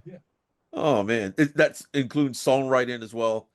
Yeah, that's what I mean. You I mean, know, all of that. yeah. The same approach to everything. You know, create the light at the end of the tunnel, make sure it's tangible, and make sure we're all feeling the warmth of it as we get there. When the Right. light gets too hot, it's done. Damn. You know? Yeah, man. Right. That's a good analogy, isn't it? Like It is. Once you fly, don't be Icarus. Once you fly too close to the sun, you're ruining things. You know? And damn. Oh, can we geek out for a minute? Yeah. Let's geek out about some You gear. and me, yeah. Yeah. All right. Okay. This can go stupid, by the way, because I let you lead. Please. Okay. All Yeah. right. Guitar tones, because I fucking love your guitar tones. You always said that to me, man. I gotta say, William would stop me. He'd be in the rehearsal space with me, not even 11 minutes, and bless him, I'd riff around, and then I'd stop, and he'd just be looking at me, and I'm like, "What?" And he's like, "Dude, like you are my favorite guitar tone." It's crazy. Thank you so much for that throughout the year. Oh man. I never forget you for that. But yeah, go ahead. What was the question? Okay. Guitar tones. I know. I want everybody to know what kind of guitar amps that you were using back in the day. And are you still using those guitar amps? So that's really controversial because for the longest time there, I was a line 6 artist. Right. And me being a tone head, right? I mean, I'm working, yeah, I come from the school of Dave Jarrett and Brian Karlstrom. And as we said earlier, you know, even when I was recording with cheap equipment, I still use, you know, tube amps. Oh, okay. You know, okay. Right. And that was back then. Now, once line 6 developed this new product, it was called there was 2 versions of it. There was the Pod XT. Oh. And then there was the Pod X3, which is the same as the XT, but there was two of them in there, so you could combine amps. When they created that, they used an engine for their modeling that at the time, we're talking like 2000, I want to say like 8 onwards or 5 to 8 onwards, was untouchable, and I could not fucking believe its tones. Now, I didn't use line 6 stuff for recording unless it was like really intense color guitar parts where I'd rather like model the tone rather than take the hour and lose inspiration of building the pedal board out for it or something like that, you know? Yeah. Like I would use modeling because it was good and it was beyond good enough for that. But for recording main guitar tones, are you talking about a particular? Oh no, another question. Yeah, so it was then and now. So I use I'm gonna assume, because one of the things we connect on, we play together, like we just talk about simple rock right now, high gain tones. Yep. Absolutely. You know, if I am going for that, you know, dark, gritty sort of, you know, hardcore thing, you know, I'd be going into a lot of Mesa boogies, you know, if I wanted more mid-range, you know, from it, a la say the tones of like, what the hell? I keep calling them by their first name, Burn the Priest. What are they called now? Oh, Randy's band. Randy Blythe's band. Oh, Lamb of God. Lamb of God. Yeah. So Lamb of God, for instance, those tones are like Mesa Boogie Mark IVs, I think. Yeah. And they have a really tight, mid-range. I mean, just think about 11th Hour, man, that song, right? It's like they have that bridge where it's like, and all of a sudden the drums come in, it's like, yeah, like those tones, you ain't gonna hear that pick sound unless you have something strong like that. So Mark II, like a Mark series, Mark II, Mark IVs, Mark Vs, I'd use for focus. If I wanted something like really like old school thrice, like dark and heavy, that'd be like the rectifiers, like the you know, triple rectifier is a bit much. I really love the focus of the single rec and the dual rec. When I wanted brilliance, I would use like tones that had a lot of sheen, still high gain, Right. I would most certainly go with my JCM 800s and 900s. What's awesome about the guitar tones for Dead End Amelia's recordings Yeah. is all of the ones that are on Point of No Return, which is the second EP. Right. That was pretty much all Marshall JCM 800, but the tones, but the tones that are on with a tube screamer in front of it, Right. but all the tones on Sound of Awakening, the last record we did. Yep. That was intense. That took me half a day to build. What it was 2 full stacks, and holy shit, it was 3 full stacks. And what? Yeah, well, one of them was the Marshall JCM 800. Sorry, they're all half stacks. Was a JCM 800 from 1981, and it was actually from the UK. I had to get it retrofitted for our electricity in LA.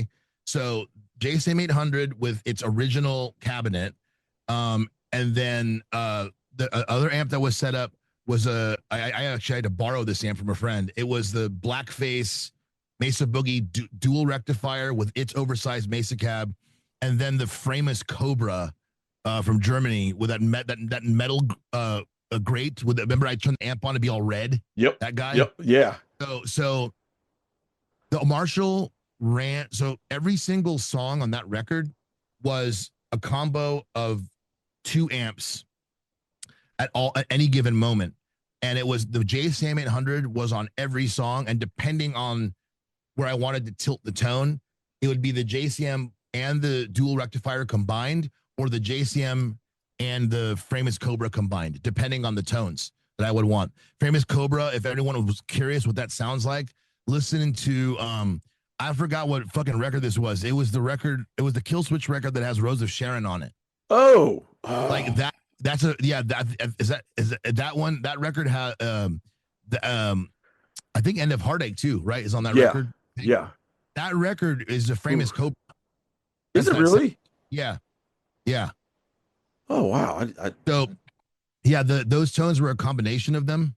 When I'm doing stuff that's a bit cleaner or more Americana, sort of if I'm going for like that Tom Petty sound or Oasis or something like that, like my favorite amp in the whole world, like if I was desert islanded, even though I'm a metal head, like if I was desert islanded, my favorite amp of all time is the Vox AC30 from England, particularly the late 60s models where they refine the top boost circuit. That's like actually like my favorite amplifier of all time. And so I tend to use the Vox AC30 a lot. If I wanted to cut more, or have more pick attack, I'll go to the smaller Vox AC15. The Vox amps, I just love that sound. So if anyone was wondering, think, Roger May of Queen, right? Think the Beatles, think Oasis, that kind of thing. So these are all classic amps. I mean, you could have asked me the same thing about my recording equipment, like my outboard gear. Yeah. It's all vintage. Like it's the same stuff that I just took from my mentors and their mentors and their mentors, and we're using the same stuff to make the same rock and roll. I mean, I'll only deviate if there's a boutique amp company or something that I'm working with or something like that. All right. For instance, to get really geeky on this Billy Driscoll record, my guitar player for the record, I hired a gentleman called Eddie Haddad. He was the guitar player. He's played with a lot of people, but he's best known as the most recent guitar player for Eddie Money. Okay. 2 Tickets to Paradise. Okay. Right? All right. Yeah. So he came in and he brought this fucking sick. I'm gonna plug him. The gentleman here in Nashville. He's an amp maker. He's called Kevin Shaw. So Eddie Haddad brought this amp in. It's sitting in there right now. If it wasn't so heavy, I'd bring it over here. Right. And plus I already lifted my weights in front of you and Steve. But I was gonna say, that amplifier is 2 amps in one. There's a Fender Super Champ in one side, and the other side is a Fender Deluxe. Right. We mic'd them both, turned them all on, and it was this beautiful sound. So yeah, if anyone that's understanding any of this geek talk, I'm talking about all the classic amps that we all hear on every record. I mean, I'm not that precious about it. Like I don't have to be, it doesn't have to be a unique amp because the tone proven by Eddie Van Halen picking up shitty guitars and sounding the same is all inside you. You know, Yeah. it's all inside Oh, you. man. I mean, you know what I mean? So yeah, I mean, those amps are the conduits, but I mean, it comes down to the person. So I don't get too precious about the amps. It's the same amps we've been hearing for years, decades. Okay. I have another question for you. I Yeah. know it's another guitar question, but Good.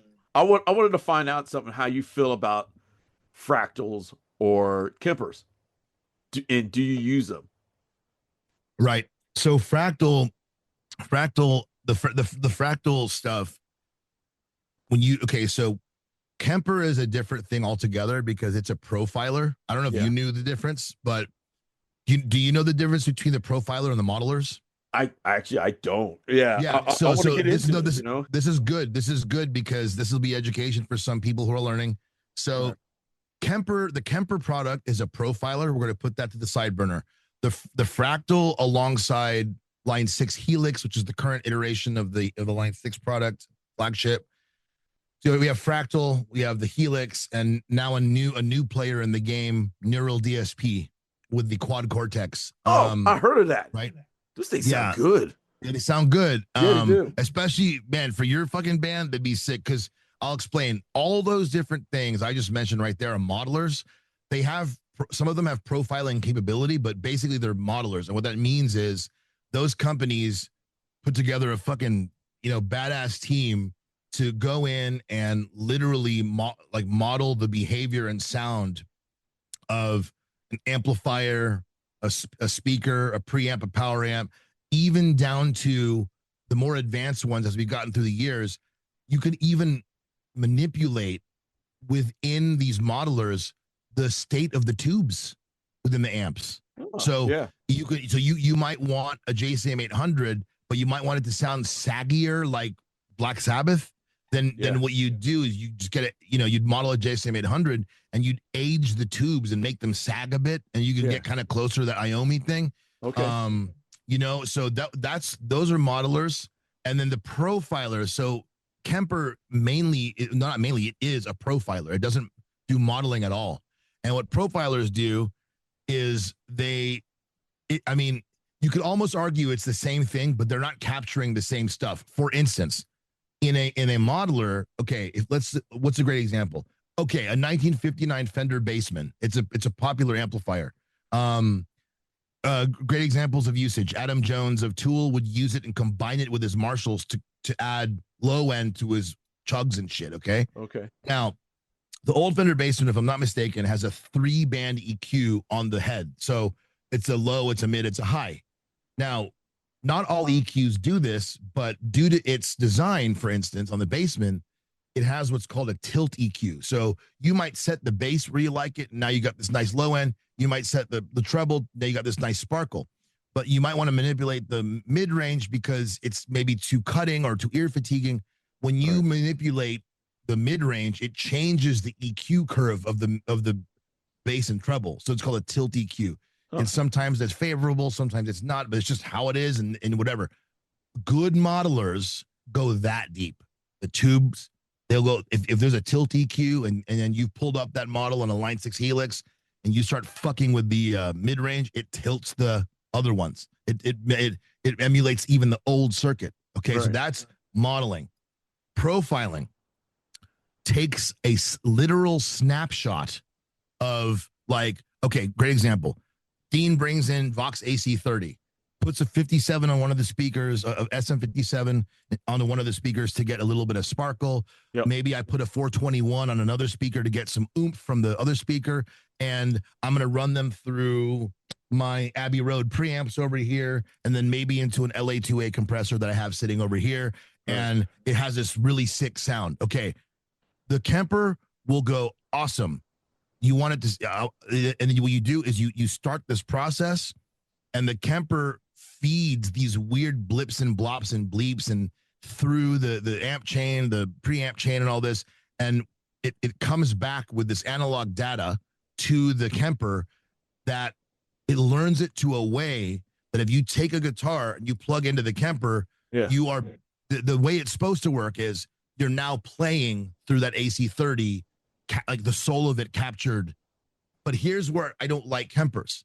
Okay. See, you know, you might be a drummer primarily, but you do understand that. Let's say, okay, let's say you're fucking on you're in some sound check and you're with Ernie, and Yeah. he's like playing through some high gain shit, and maybe you guys start talking to your sound guys. So he wants to, so maybe he's bored, he's waiting.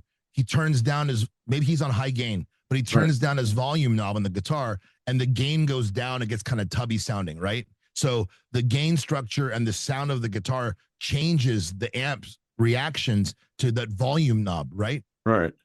Okay. The profiler, in my experience, okay, they can try to argue this all you want. It snapshots that moment of where things are. So if I deviate that fucking volume knob, it goes, what's going on? That's not what happened. And it doesn't sound the same. So that's why I will prefer modelers, because they emulate all of those real human and old circuit behaviors, whereas the profiler just gives you like the one thing. Okay. Okay.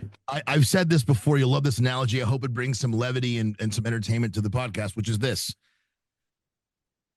When I described the use of the Kemper, when I was I was producing that To Whom It May record, and Jonathan Jordan came in and he was really proud of his Kemper, and he brought it in. I did use it for a couple things. Right. But I once described it like this. It was my first chance to really get to know it and play through it. And I said, okay, imagine you're like, because you know the concept of little boys always find their dad's Playboys at some point and have questions, right? Well, I'll put it like this. All right. You and I both remember Jenna Jameson. Oh, yeah, of course. Okay. So without going too far into that, I'm just gonna say, imagine if you're like this teenage kid with dreams and you're learning about yourself, and you were given Jenna Jameson and she was your girlfriend, and she was like pure and virgin and perfect. And she says, you can have the best time with me in your life. And now you're in the middle of it. You're like, I can't believe this. This is incredible. Right. Right. But here's the problem. She's warm, smells right, and all that. And she's looking at you and she's got all the right reactions to everything. It's very, everything's right. But here's the problem. She ain't blinking or breathing. That's weird. Yeah. That's what a Kemper is to me. I get you now. Okay. See all what I'm right. Thanks for clarifying that for me. Because with Jenna, yeah, you're welcome.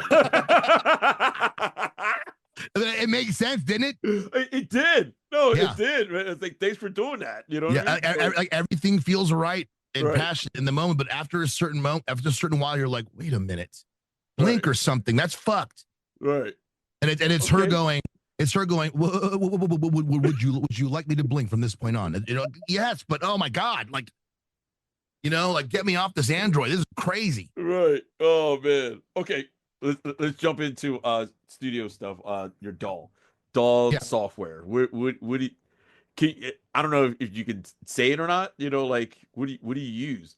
Oh, I totally can. So there is no question that I am one of the most aggressive, hold the flag way up proponents for Pro Tools.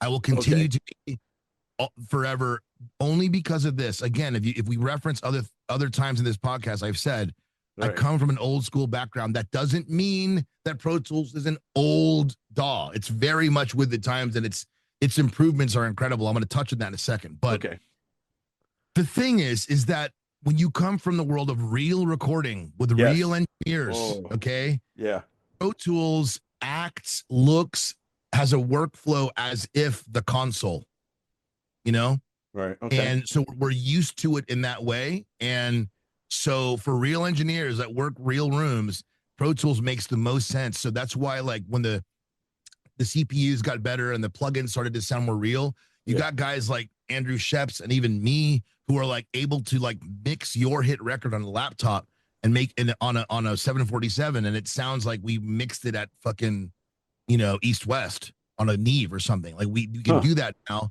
And but Pro Tools allows us to see it and react and do our thing as real engineers with no weirdness in the way.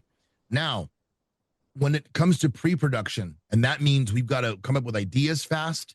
We've got to, and all that. Pro Tools is not good. I don't like it. So, Right. so I use Logic during pre-production. One of the reasons why is Okay. this. Let's say you and I were writing some tune, Yeah. and it's a ballad, and you know, let's say you look over to me, and you're like, man, it's just crazy. Like, Dean, I don't think we thought about this, but what do you think of like if an upright bass instead of that flat wound P bass you're using? What would it sound if we use an upright instead? All right. And I'm like, oh, and I go, oh, that's interesting. Fingers or bow? And you're like, oh shit, bow in the verses, fingers for some punch in the chorus. Awesome. I make 2 clicks on Logic, that fucking upright comes up. Yeah. Okay. Yeah, 2 clicks, and it does the whole track, upright bass loaded, and now the whole keyboard's like mapped out for like, you know, finger or bow, whatever I want. I mean, I think I have to go another step for that, but that's my point. Right. You know, and it's a great way to test the idea now so we can kill it or keep it. In Pro Tools, that process would have taken me a good solid 4 minutes. That is 2 minutes longer than it takes to fucking, that's 3.5 minutes longer than it takes to forget a star hook in your head. You know? Why the fuck would I do that to the room? So I trained myself to become a monster at the use of Logic for pre-production. And then once it gets down to really deep editing and mixing in the box and anything like that, I then port everything over to Pro Tools. Okay. Yeah. Thanks for answering that. Good question. Okay. Here's another thing. How do you feel about the recording? You know, like I know like the old days, you know, like drums were always first to lay down, but how do you feel about like everything else is done and then drums last? How do you feel about that? And I can see that you don't like that. Well, I mean, it's pretty relentless logic. I mean, like, right. how do you expect us, I'm talking about us as drummers, right? Yes. How do you expect us to come in and keep time when you've kept time to nothing? Right. All we're doing is flamming all over the place with that bass player's hand. I mean, what the fuck now? Obviously, the fix is, okay, real life situation, hypothesis. Okay. Hey, this production got really weird. I'm going to fly out to Baltimore. I'll hire a studio nearby. I want you to play on it. I think it needs you. Right. I'm sorry to tell you this. For some fucking reason, we had to record the tracks, sans drums first.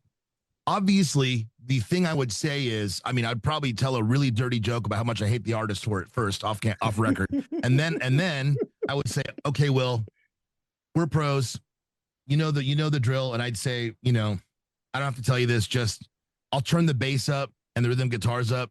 Yeah. Just follow it the best you can, make it sound like you were there first. I would just say that with no click track. No. I mean, there'd be a click track. I'd ask you. That's a good question. Okay. Ask you like, is there we need a click track for count in. We need a click track for the rests. If you really want it to be in there, here's your personal mixer. Do whatever you want. Just please keep in mind, you can't play to the click the whole time because these musicians were breathing all over it. You know, like, so do your best to ignore that. And let me give you the rhythm instruments. Now, let's 2025 the answer. Yeah. Okay. Cool. Okay. All right. Not to say that didn't work for today, but like in 2025, we look at bands like late career Bring Me the Horizon, Architects. We look at bands like Bad Omens. Okay. Oh, yeah. You look at stuff like that. Actually, recording the drums after is not a bad move. Why? A lot of that stuff tends to be loop based because a lot of them fancy themselves EDM fucking people too. I don't know how long that fad's gonna last, but you know, my point is that because of that, right?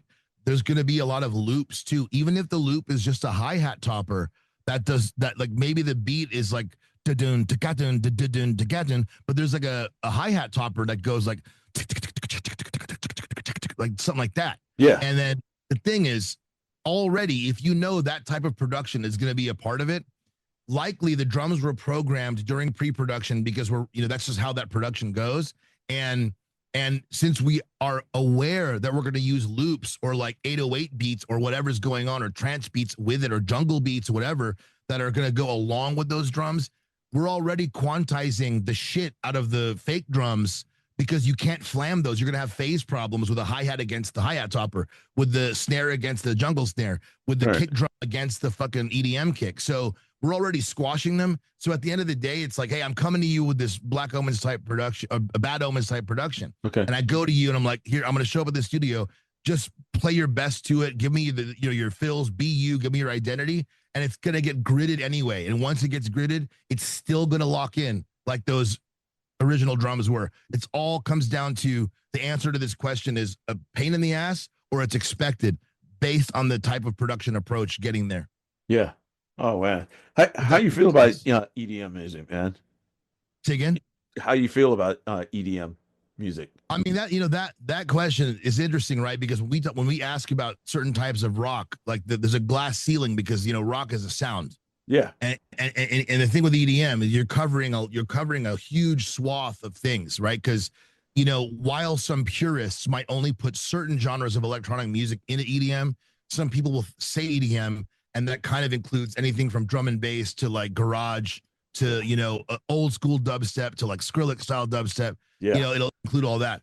I mean, for me, if you listen to a lot of my productions, as you know, and you even highlighted this in your questionnaire because you know me well, is I work in a very huge swath of musical genres. As a matter of fact, one of the records I just we're in the middle of finishing now, but like there's like 3 singles that were released. The artist is called Jessie, Jessi, Jessie Jae Joplin.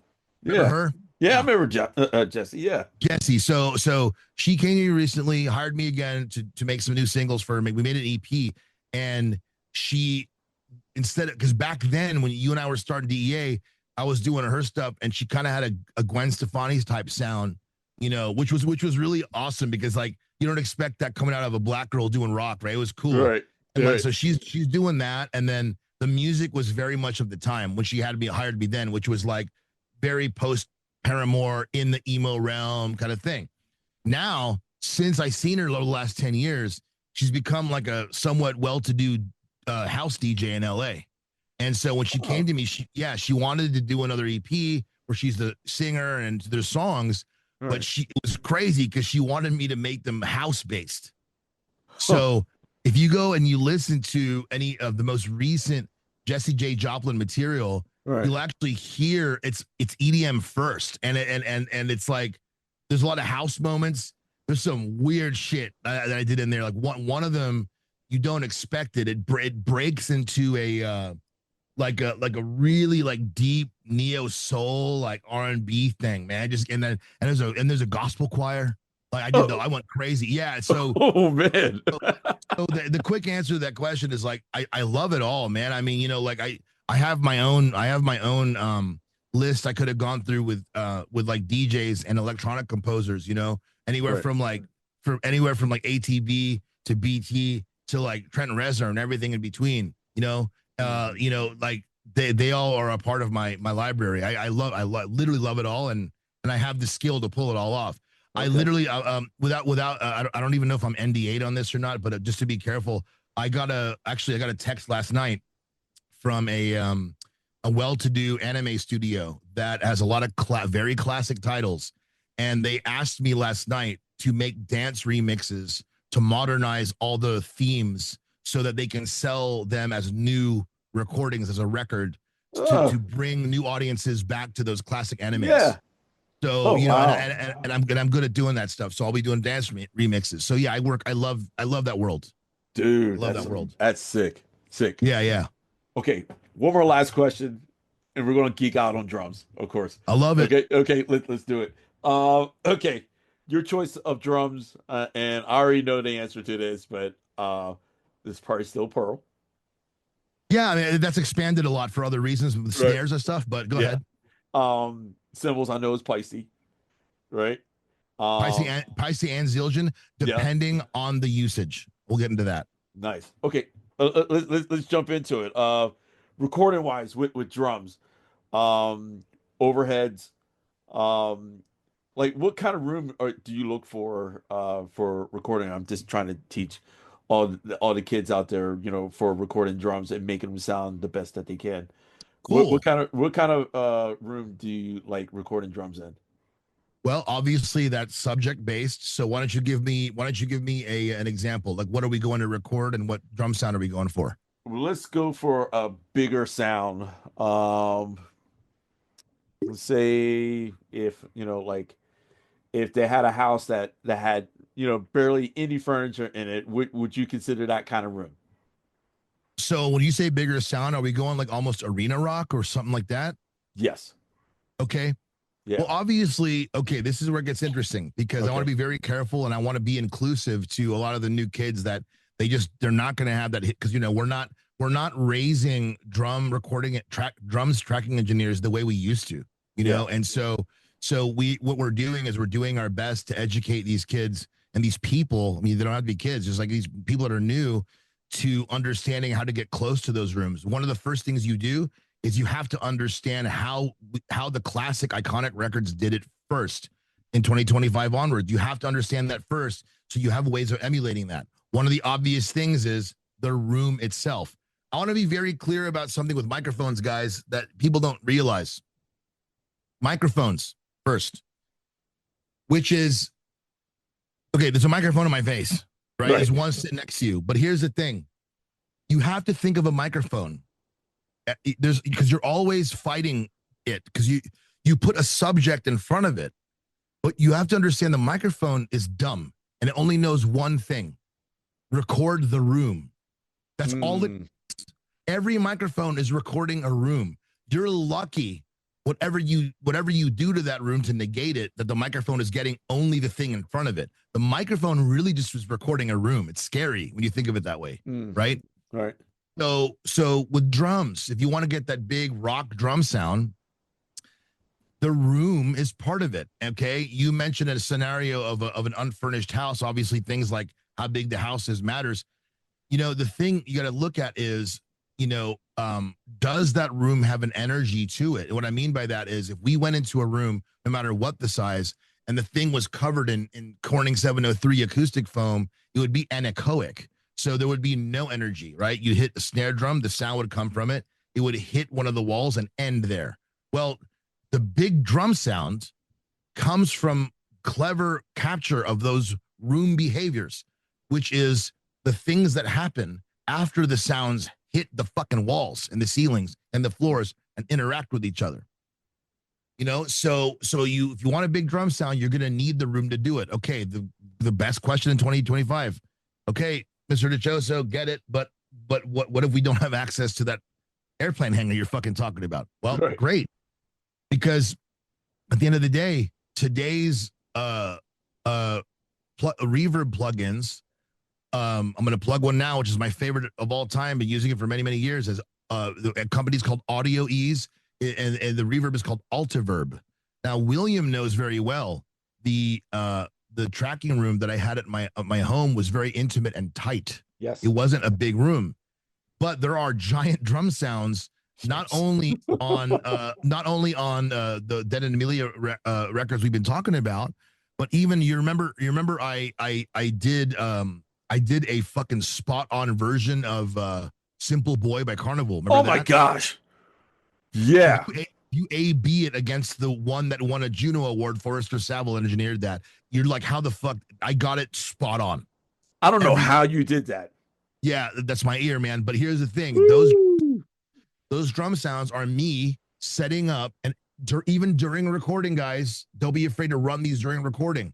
I set up an auxiliary track or bus track, as you might call in Logic, and I Altiverb allows you to go in there and you can choose the studio, because they went all over the world. They went to East West in LA. They went to all these popular studios all over Europe, and they modeled those rooms impeccably. You can leave it live during recording, and as you're getting your drum sounds, you can auxiliary send your drum sounds to that room sound, so that the drummer, and William, you might not remember this, but you were getting giant drum sounds in your ears when you were recording with me. Yeah. because what was going on is I was putting your drum set in the middle of like this like concert hall in like Belgium, you know, Oh my God. and then sending it back to your ears. So if you closed your eyes, you were like on that stage, dude, you know? So Dude. if you don't have the room, Altiverb is not the only one that does it, but you know, in a lot of these more advanced ones, you can choose the microphones that are being used, where they are placed in the room, in terms of like, are the, you know, if you're in an opera house, are they in one of the balconies? Hmm. Are the mics on the stage with the kit, in front of the drummer, behind the drummer, facing away from the drummer? Like, you get to choose all that. So you're basically able to create your dream room. You just auxiliary send those drums to it, sneak that room up, and you are sounding like you're in that room. This is going to be useful during tracking to inspire the drummer's performance, and obviously useful in a mix where you couldn't afford to get a giant room. So that's number one, is that room has to be everything for the giant drum sound. You know, and another suggestion I would have is, if you have the inputs available to you, is, you know, set up even a second coincident pair of room mics. So I'll put it like this. Imagine you have drum set here and we're looking like top view. Yeah. And you have two stereo mics facing the kit that are, say, 6 feet away from the kit, and then ones that are 18 feet away from the kit. And the cool thing about that is you can ride those faders up and down in a mix. So if you want things to get really big in a chorus, they both come up. You want to go intimate and diverse, you automate them down. You get as tight or as big as you want. You have options for the bigness because the 2 different pairs of microphones in the recording. Do you get a lot of drummers or other guys that are engineers to get help from you with their sound, with the drums, especially the drums? Because Yeah, me and you, I think it's very important to record drums first. Sorry. of course. But I know some guys don't do it like that, and I've been in those situations too. But to get those sounds, do you help other people, you know, to try to help them achieve that kind of sound that you're just talking about? 100%. I mean, I have no agenda for gain for myself from this, because I'll tell you, my big motive, especially, I mean, you know, we were just talking to your buddy Steve before we started. Right.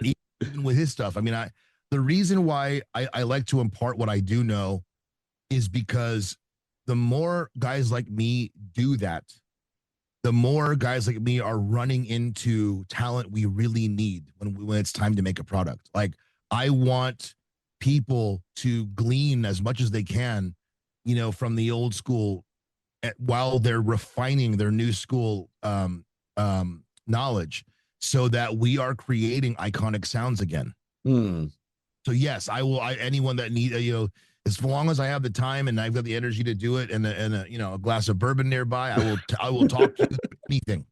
Yeah, You still drink Johnny Walker? that's awesome. You ask. You remember that was my daily for a while. It was. And you know, I'll tell you something funny. I still drink scotch. That's a scotch. I still drink scotch. Right. But I switched to bourbons as my normal daily, or my normal, like, you know, sort of go-to, because while I was drinking Johnny Walker Black every day, Yep. I started to perfect I love cooking Italian, and I go really deep with it. And the thing is I was starting to perfect my dairy-based sauces at some point in time, 2010. Mhm. And what I would be making dairy-based sauces using lots of butter and cream and things like this, pesto, whatever it is. And I would while I'm learning how to do it or testing it out or tasting, I would drink the Johnny Walker, and there wasn't enough of a cut in the Johnny Walker, so it would add this terrible taste to the fats that were left behind from the dairy. So And you get deep with this. I get deep. Yeah, you do. By the way, this is how I apply to my mixing as well. I think of cooking when I'm mixing. And I was gonna say bourbon when I'm making dairy sauces and I'm testing shit out, bourbon or a really good citrus forward like Pinot Grigio or Riesling wine it feels like it squeegees the fat from the tongue. So every new spoon of that dairy based sauce feels new. Damn. scotch tastes gross with fucking my dairy with my creamy pesto that I make. Right. It tastes fucking nasty with fucking Walker Black. Ugh. Yeah, man. Wait, back. Yeah, sorry. Ladies and gentlemen, I just want to let you know this dude is an awesome cook, awesome chef. Man, But yeah, I appreciate that. I Yeah. take pride in it, man. But yeah, so that's yeah, so yeah, sure. I'll give advice with Walker Black nearby. Yeah, I will. As long as I'm not eating creamy pesto or a vodka olorosa sauce. Yes. Right. Oh man. Man, is there anything that you want to plug, or like, or if you had questions for me, just to change things up or whatever in it all through the years or whatever. Both. Okay. I saw that on your questions that you might have asked me that might have the opportunity to ask you stuff, which I think is great. I think it's a great idea because I think you're an interesting guy, and I know that if I ran into you and didn't know you on this podcast and I saw you, I would want to know more about you. Oh Especially, man. I'll tell you what, I thought about this, Will, Okay. because last night, or not last night, but a few nights ago when you asked me to be a part of this, I had said earlier off camera that I was reminded that you were doing this podcast, and I was like, oh, that's right. William started doing this. Right. And I went back and started watching just because a lot of it is I just miss talking to you and hearing you and your knowledge and talking to people. Your excitement's great. Oh man. But but here's the thing. I also thought about something else. Okay. Do I think that someone new coming to see you doesn't know you would be just as engaged? I absolutely do. But it's really important. You guys have to, even if anyone listening to this doesn't know much about William, even if you went and just typed in, okay, tell you what, go look at when Body Count covered that Slayer tune. Oh shit. And just watch William match bullshit and like get to know, just a really quick dose of this guy. But he's way more versatile than that, but it's just so much fun. You guys see William play drums. A lot of people that are watching this, they might know your history. But go experience this motherfucker. It's something else. One of my favorite things is a song we have in Dead End Amelia called "Fly," and one of the verses, William, man, it's awesome. He was playing the hi-hat, doing his fucking arms in the air shit. I don't know. Just gotta watch him play. Go do that. And so, so here we are. Here's my question for Will. I get to ask Will a question. This is cool. So getting to know you for me and also for the people that are watching. Mm-hmm. Okay. You and I have a history in progressive rock together. Yes. We also know that even if we didn't do other genres together, we know we share a lot in common, and that if you and I ended up somewhere else, we'd be doing just well together on that. Mm-hmm. But I will say this, there's that adage when it comes down to musicians or producers or musicians talking about musicians. There's always this adage that when it comes to African-American musicians, that it's just like that token kid from like South Park or whatever, right? He didn't know, all of a sudden he knew how to play this, whatever. And there's this thing, but okay, we all know that, which is cool. But here's the thing, right? Is that generally speaking, like when I start thinking of like black drummers coming up, if I go beyond the big band guys and I start thinking about black drummers, I think of pocket guys. I think of like Max Williams. I think of like shit like that. And I think of pocket dudes, not to say you aren't one of them. It's just, man, it's so interesting coming up in the family that you did, that you and your brother got to a place and what it turned you into. Man, this is crazy. Cause people think I'm joking. People think I'm joking when I say this, but every drummer, okay, first thing, the caveat is that every drummer has a tendency inside the studio, and it's not necessarily a bad one. It's just how they kind of are until they listen to the producer and get shaped. Yeah. For me, like, I think we all, when we were younger drummers, overplayed until we learned that lesson. So we're not including that. Yeah. We're talking about, we aged past that. We matured. Okay. Me, I tend to be too, like, I got chops. I got chops. Yes, you do. Yes, you do. But here's the thing. When I'm hired as a drummer, I'm known as the drummer that's too safe. You have to unlock me, because here's the thing. I will play directly. I will phase out the click with my snare drum. I'll play directly on it, and all that. But you have to tell me, you Dean, on this one you got to push the beat, or Dean, you got to be a little sticky and get behind it, you know, as if you took, you know, a fucking Vicodin, you know, before you did the track or whatever. And I get those references. We all have those tendencies. I tend to be too safe until I'm pushed. You are super energetic until you're shaped. You play with an energy. I mean, let's just put it like it is. I mean, I am the age now you were when we were doing Dead End Amelia, if I'm not mistaken. Yeah. Right? Yeah. Which is, yeah, no, you mid-40s, right? No. I was in my 30s. Yeah, I was in my 30s. You turned 40 in the middle of it, maybe. I probably did, yeah. Yeah, so my don't you have 10 years on me? How old are you now? I'm 54. Yeah, I'm 44. Okay, so, yeah. Okay, no, so maybe you're right. That's true. So yeah, okay, I get it. But the point is, right, like, it was so inspiring to me, and I gotta say something. It's just this is a personal thing. It's a question still for you, but I just have to say, I was so tired from everything I'd seen and been through as a musician, in the industry, not as a producer, not as a studio owner and a product supervisor, but like just as a musician.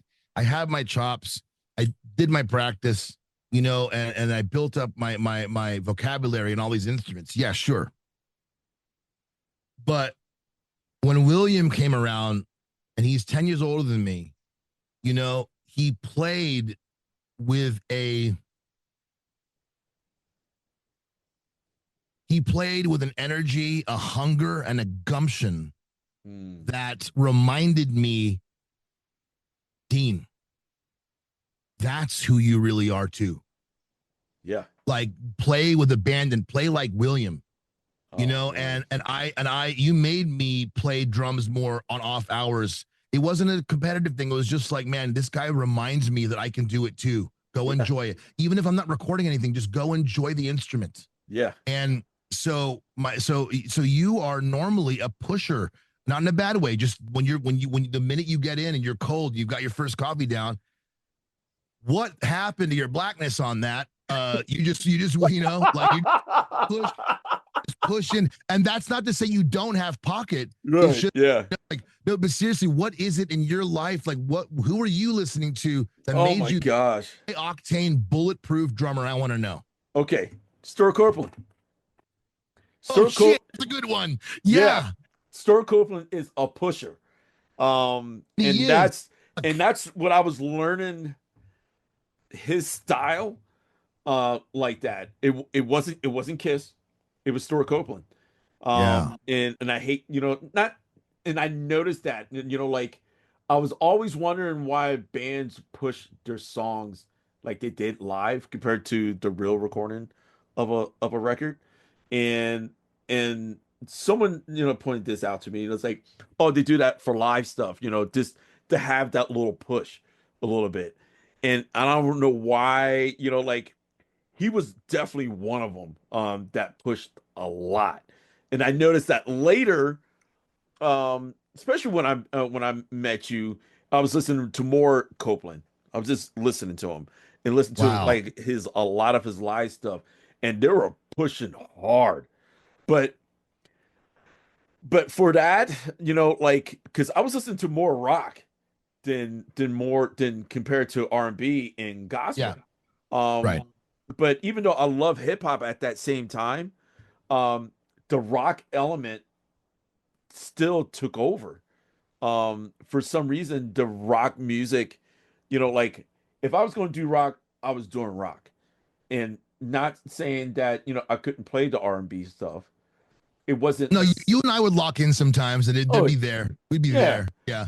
But, you know, like, the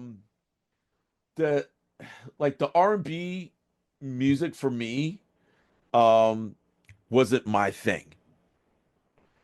And I can say that with when I was in, you know, when I was going to church, you know, doing the gospel thing. That's what I mean. Yeah, you know like, what I going mean? through that. Yeah, So yeah. I never really stayed in that. I stayed just kept on doing rock music, and just learning. But the other thing too, I was tired of people telling me no, that I couldn't play that kind of music, and that's what pissed me off.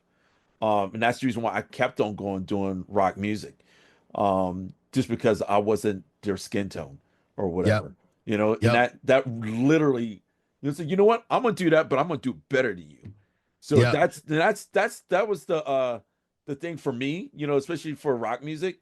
And I know a lot of these, you know, these guys that do rock music, you know, that are black, you know, but sometimes I get annoyed with it. Um, that's probably, you know, like, and I love, you know, there's two in particular that I love these dudes. These dudes are, you know, they're friends of mine, you know what I mean? But Yeah. I'm different from them. Actually it's just three of them that I'm different with them. And but I don't put gospel chops over that crap. You don't need gospel chops over rock music. And that's, to me and my brother talk about that all the time. And that annoys the, you know, annoys the shit out of us. You know, like it's cool, you know, but dude, man, play rock, man. Just play Right. rock. You know, so I'm trying not to get too heated about it. But yeah, You're consistent. We had the same heated conversation 10 years ago. I mean, this is right, consistent. Yeah. right. So that's you know, that's what, you know, for me, it annoys me the same thing, just like a drummer that, okay, you get handed you know, like this job you're supposed to do, and here, you know, and there like might be big hits or whatever for this band, and you don't play the fills that was on that record. I'm Right. sorry, you know, I had to learn your stuff, you know, like Yeah. when, you know, like Look, playing, you know, from, you I'm know, sorry. like, no, bro, you know, like that's the way it was, you Yeah. know, like Yeah. learn the parts that are on for that record. That's what makes that record work. Yeah. So that was my thing, and it annoys me now, you know, still when drummers don't do that. You Yeah. know, when drummers do that, it feels like a disrespect to that original drummer. I still Right. try to, you know, to emulate, you know, like, you know, when you know, Vic was for, you know, for Body Count, some of the stuff that he was doing in that stuff. But I try not to get away, you know, from that and overplay and disrespect the song. Right. Right. That's I hope I answered part of your question. You know what I mean? No, So, that was you great. know, That's actually a really rich answer. I mean, it's just cool because you are so different, you know, from the expectations. Are you what's going on with Ice-T's band now, and what's going on with that? Are you active? You're taking a minute. Are you guys gonna play soon? yeah, we're playing soon. We just released a new record. But I mean, this week actually, I leave for Florida. And this is going to turn out a month later. But yeah, I have a show out in Florida, you know, this week on Thursday. Um, but yeah, you know, we're still active. We only have 4 shows this year. Okay. Because, you know, everybody's getting busy right now, and probably next year we'll probably get even more busier than that. So we'll see. Do your best to text me if you remember it, if you ever do a Nashville and I don't catch it.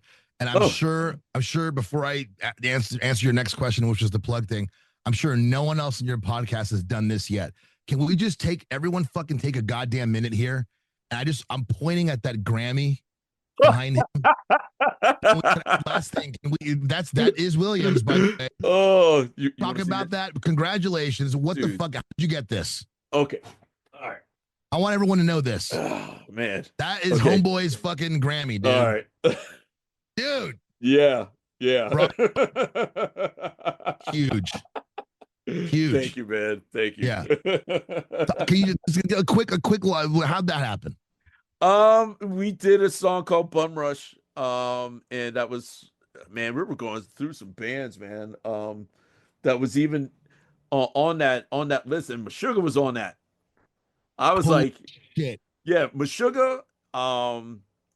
I forgot the other band. Sorry. Or Code Orange.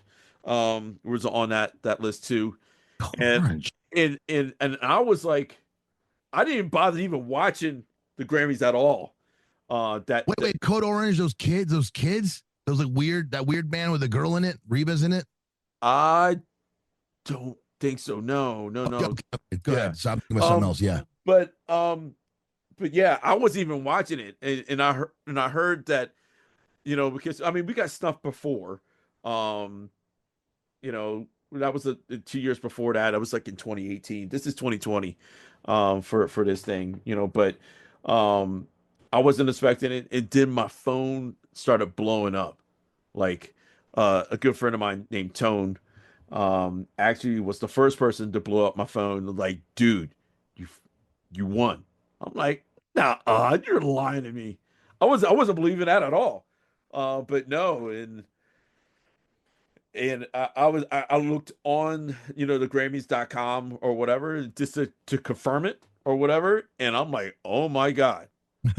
We Yep. actually did want it, and I'm like, like my wife's, like taking a shower or whatever, and like it's getting late in the day, like, and I'm like banging on her door like frantically, like going like, babe, like, it's like I got something to tell you. She's like, what? I was like, it's like we actually won. And Michelle knew before you did. no, she didn't know. Oh. No, I was banging on her door just Oh, you letting her tell. know. Wait, excuse me. Yeah. She was taking a shower. I banged on the door, like, hey. You were telling her. Okay, yeah. I was telling her. Yeah. But Holy yeah, shit. yeah, and like, she eventually came out and just gave me the biggest hug, and we're both crying, blah blah blah. So like, what? You actually Yeah. won. I'm like, wow. But I didn't say, well, I was going to actually get one. I thought Ice was just going to get one. But I'm glad we talked about it, because I don't know if you or Steve are going to use that clip, but people need to know that about you. That's a huge accomplishment. You deserve it. You work so hard. Oh, thank you, dude. It's big. Thank you. Yeah, Man. you got more coming. So, oh, man. Thank you, look, maybe that's one you and I are on together. By the way, just because we haven't played in that band, it's only been July 23. You guys asked me this earlier when I moved here.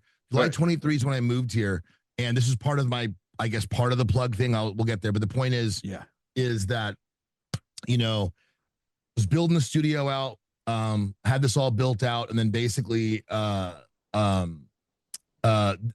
my dad started to see his health decline, and then I stopped, and then we spent time over there, and then we were there for so long. We stayed through the holidays, so I didn't really kind of get this thing going until like May of last year. And the point being is, now that I'm kind of back to my rhythm, meaning I've got my studio again. I work in other places, but I've got my place again, just like I had my place in Studio City. Yep. There's less stress going forward, being creative, and the technology is better than it ever has been, including things like huge shout out to ERS, E-Record Studio, things like this. Yes. The reason why I'm bringing shit up like that is because, man, you better fucking believe it. Thinking about all that, like, you have never left my short Rolodex, and I'm always finding a new excuse of like, when can we, do something again? I'm just starting to get back to being an artist again. Yeah. Talk more about that at other times, but I was going to say, like, I'm doing original material again, and I'm still trying to find a singer for it. It's not going to be that far from what you did with me before. Just I want to do it. I want to get, if it's possible, get you involved. I was going to ask you, do you now have like a recording set up at home yet, or you don't, or the E-kit maybe? I'm going to get an E-kit soon. Okay. Because I need one, and but yeah, I need to get do that really soon, and start recording myself. Because my brother's been pushing me a lot, like, it's like, man, get an E-kit, man, start doing this stuff at home, because today's tech, man, like, it's not the same as it was if we got E-kits when we were like, even back during DEA. The tech is so good now, like you can get literally the cheapest E-kit, and the thing is, like I was gonna say, is you obviously want to get an E-kit that at least has mesh heads, so you're not creating tendonitis and stuff, and it's comfortable to play. At least do that, and you can get something cheap. You can get like a Simmons version for like $600 or something, But here's where it gets awesome. We're no longer dependent on the brains. Right. Yeah. So you can get the cheapest brain, and as long as it has, the USB MIDI capability, literally, I mean, what Superior Drummer is a fucking Easy Drummer, which is a version of that. Yeah. $200. Steve Slade drums, and you've got Yeah, and you've got the fucking sounds that of your life on that E kit. You know, you just close your eyes and you're not playing a little shitty E kit anymore. You know, and so I mean, God, a lot of people freak out. I was just talking to someone about this 2 days ago. Spirit Box, dude, like that whole record that's got Holy Roller on it and shit. Do you know how those drums were recorded? No. This is gonna trip you out, dude. So homeboy played on an E kit, and all the sounds on that, I mean, it's a human playing. Right. All the sounds on that record are like the third default of Superior Drummer. 100% true. It's a default setting. It wasn't custom anything. It was a default setting in Superior Drummer. They just used those sounds, his MIDI performances, and that was it. Dead serious. Oh my God. Yeah. Oh wow. Yeah. Wow. Okay, I gotta hurry up. and now it's inexpensive because guess what? Back when you and I used to talk about this, I mean, the truth is you'd be hauling a fucking $5,000 V drum kit up Mount Baldy. Now it's a $600 one. It's a $40 plug-in, and it sounds better than any of the V kits we would have brought up to your house back then. You know? Wow. Just saying. Wow. I'm here for you and Steve when you want this stuff. I'm on the pulse of all this shit, dude. Dude. Yeah, we'll get into it, man. If you need me, I'm around. Oh, so, dude, I'm gonna harass you. I can't wait. I'm here for you.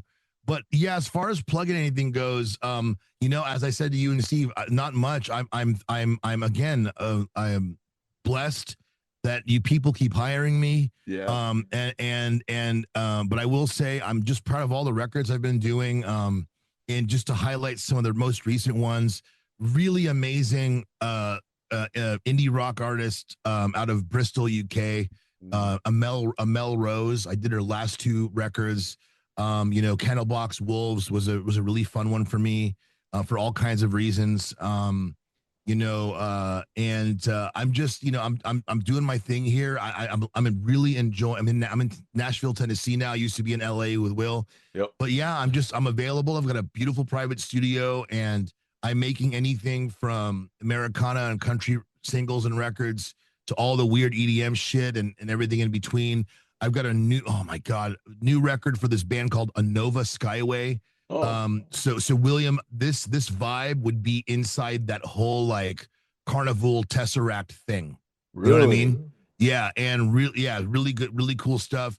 You hear that record? That's coming up soon. They just got done mastered in Sterling Sound.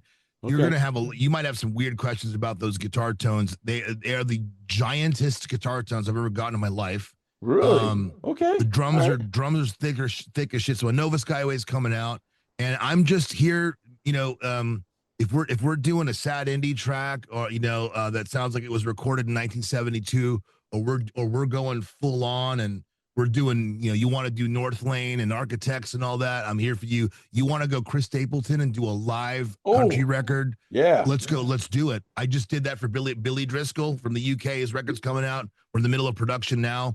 You know, did a very old school. We went into the boonies of this beautiful studio called Spellbound Recorders in Lebanon, Tennessee. And I did a live band and recorded it all live with this beautiful engineer from LA called Orange County, called Chris Justice. He's done Everclear and a bunch of other great shit, and he was there for us. And we did full live production. I've even done records here in Nashville. If you want to go real old school, we can go all the way to tape, have it mastered for vinyl. So whatever anyone needs, I bring something really unique to the table. Will can tell you because of just my undying passion for all styles and every instrument and every way you play. And if it's passionate, I don't care if it's one note.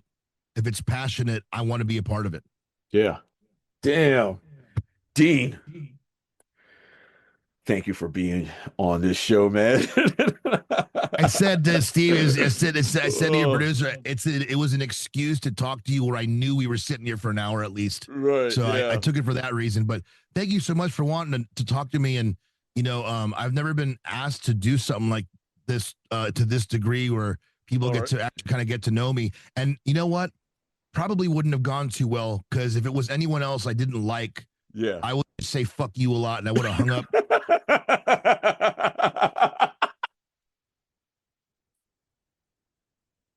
That's awesome, dude. Peace. But because it was you, you brought the best out of me, man. I was honest, and thank you so much for the opportunity, brother. You know, dude, I just wanted to show you off, man. You know, like that's the bottom line, man. You know, so because I mean, I love your work. You know that. you too. You know Yeah, that. You definitely know that. But man, thank you, Dean, for doing this for me, man. Love you, man. love you too, brother. All right, everybody, Dean Dichoso.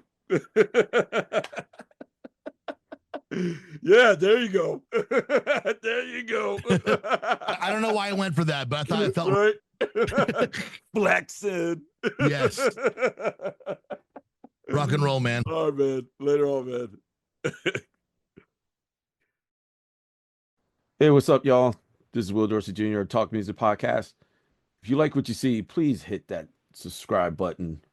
That little red button on there, just hit it. That will help me out tremendously. If you can also, subscribe to our YouTube channel, that will also help me. And if you wanted to download our podcast on Apple or Google or Amazon or even Spotify, you can check us out on there. Hope you guys enjoy the show.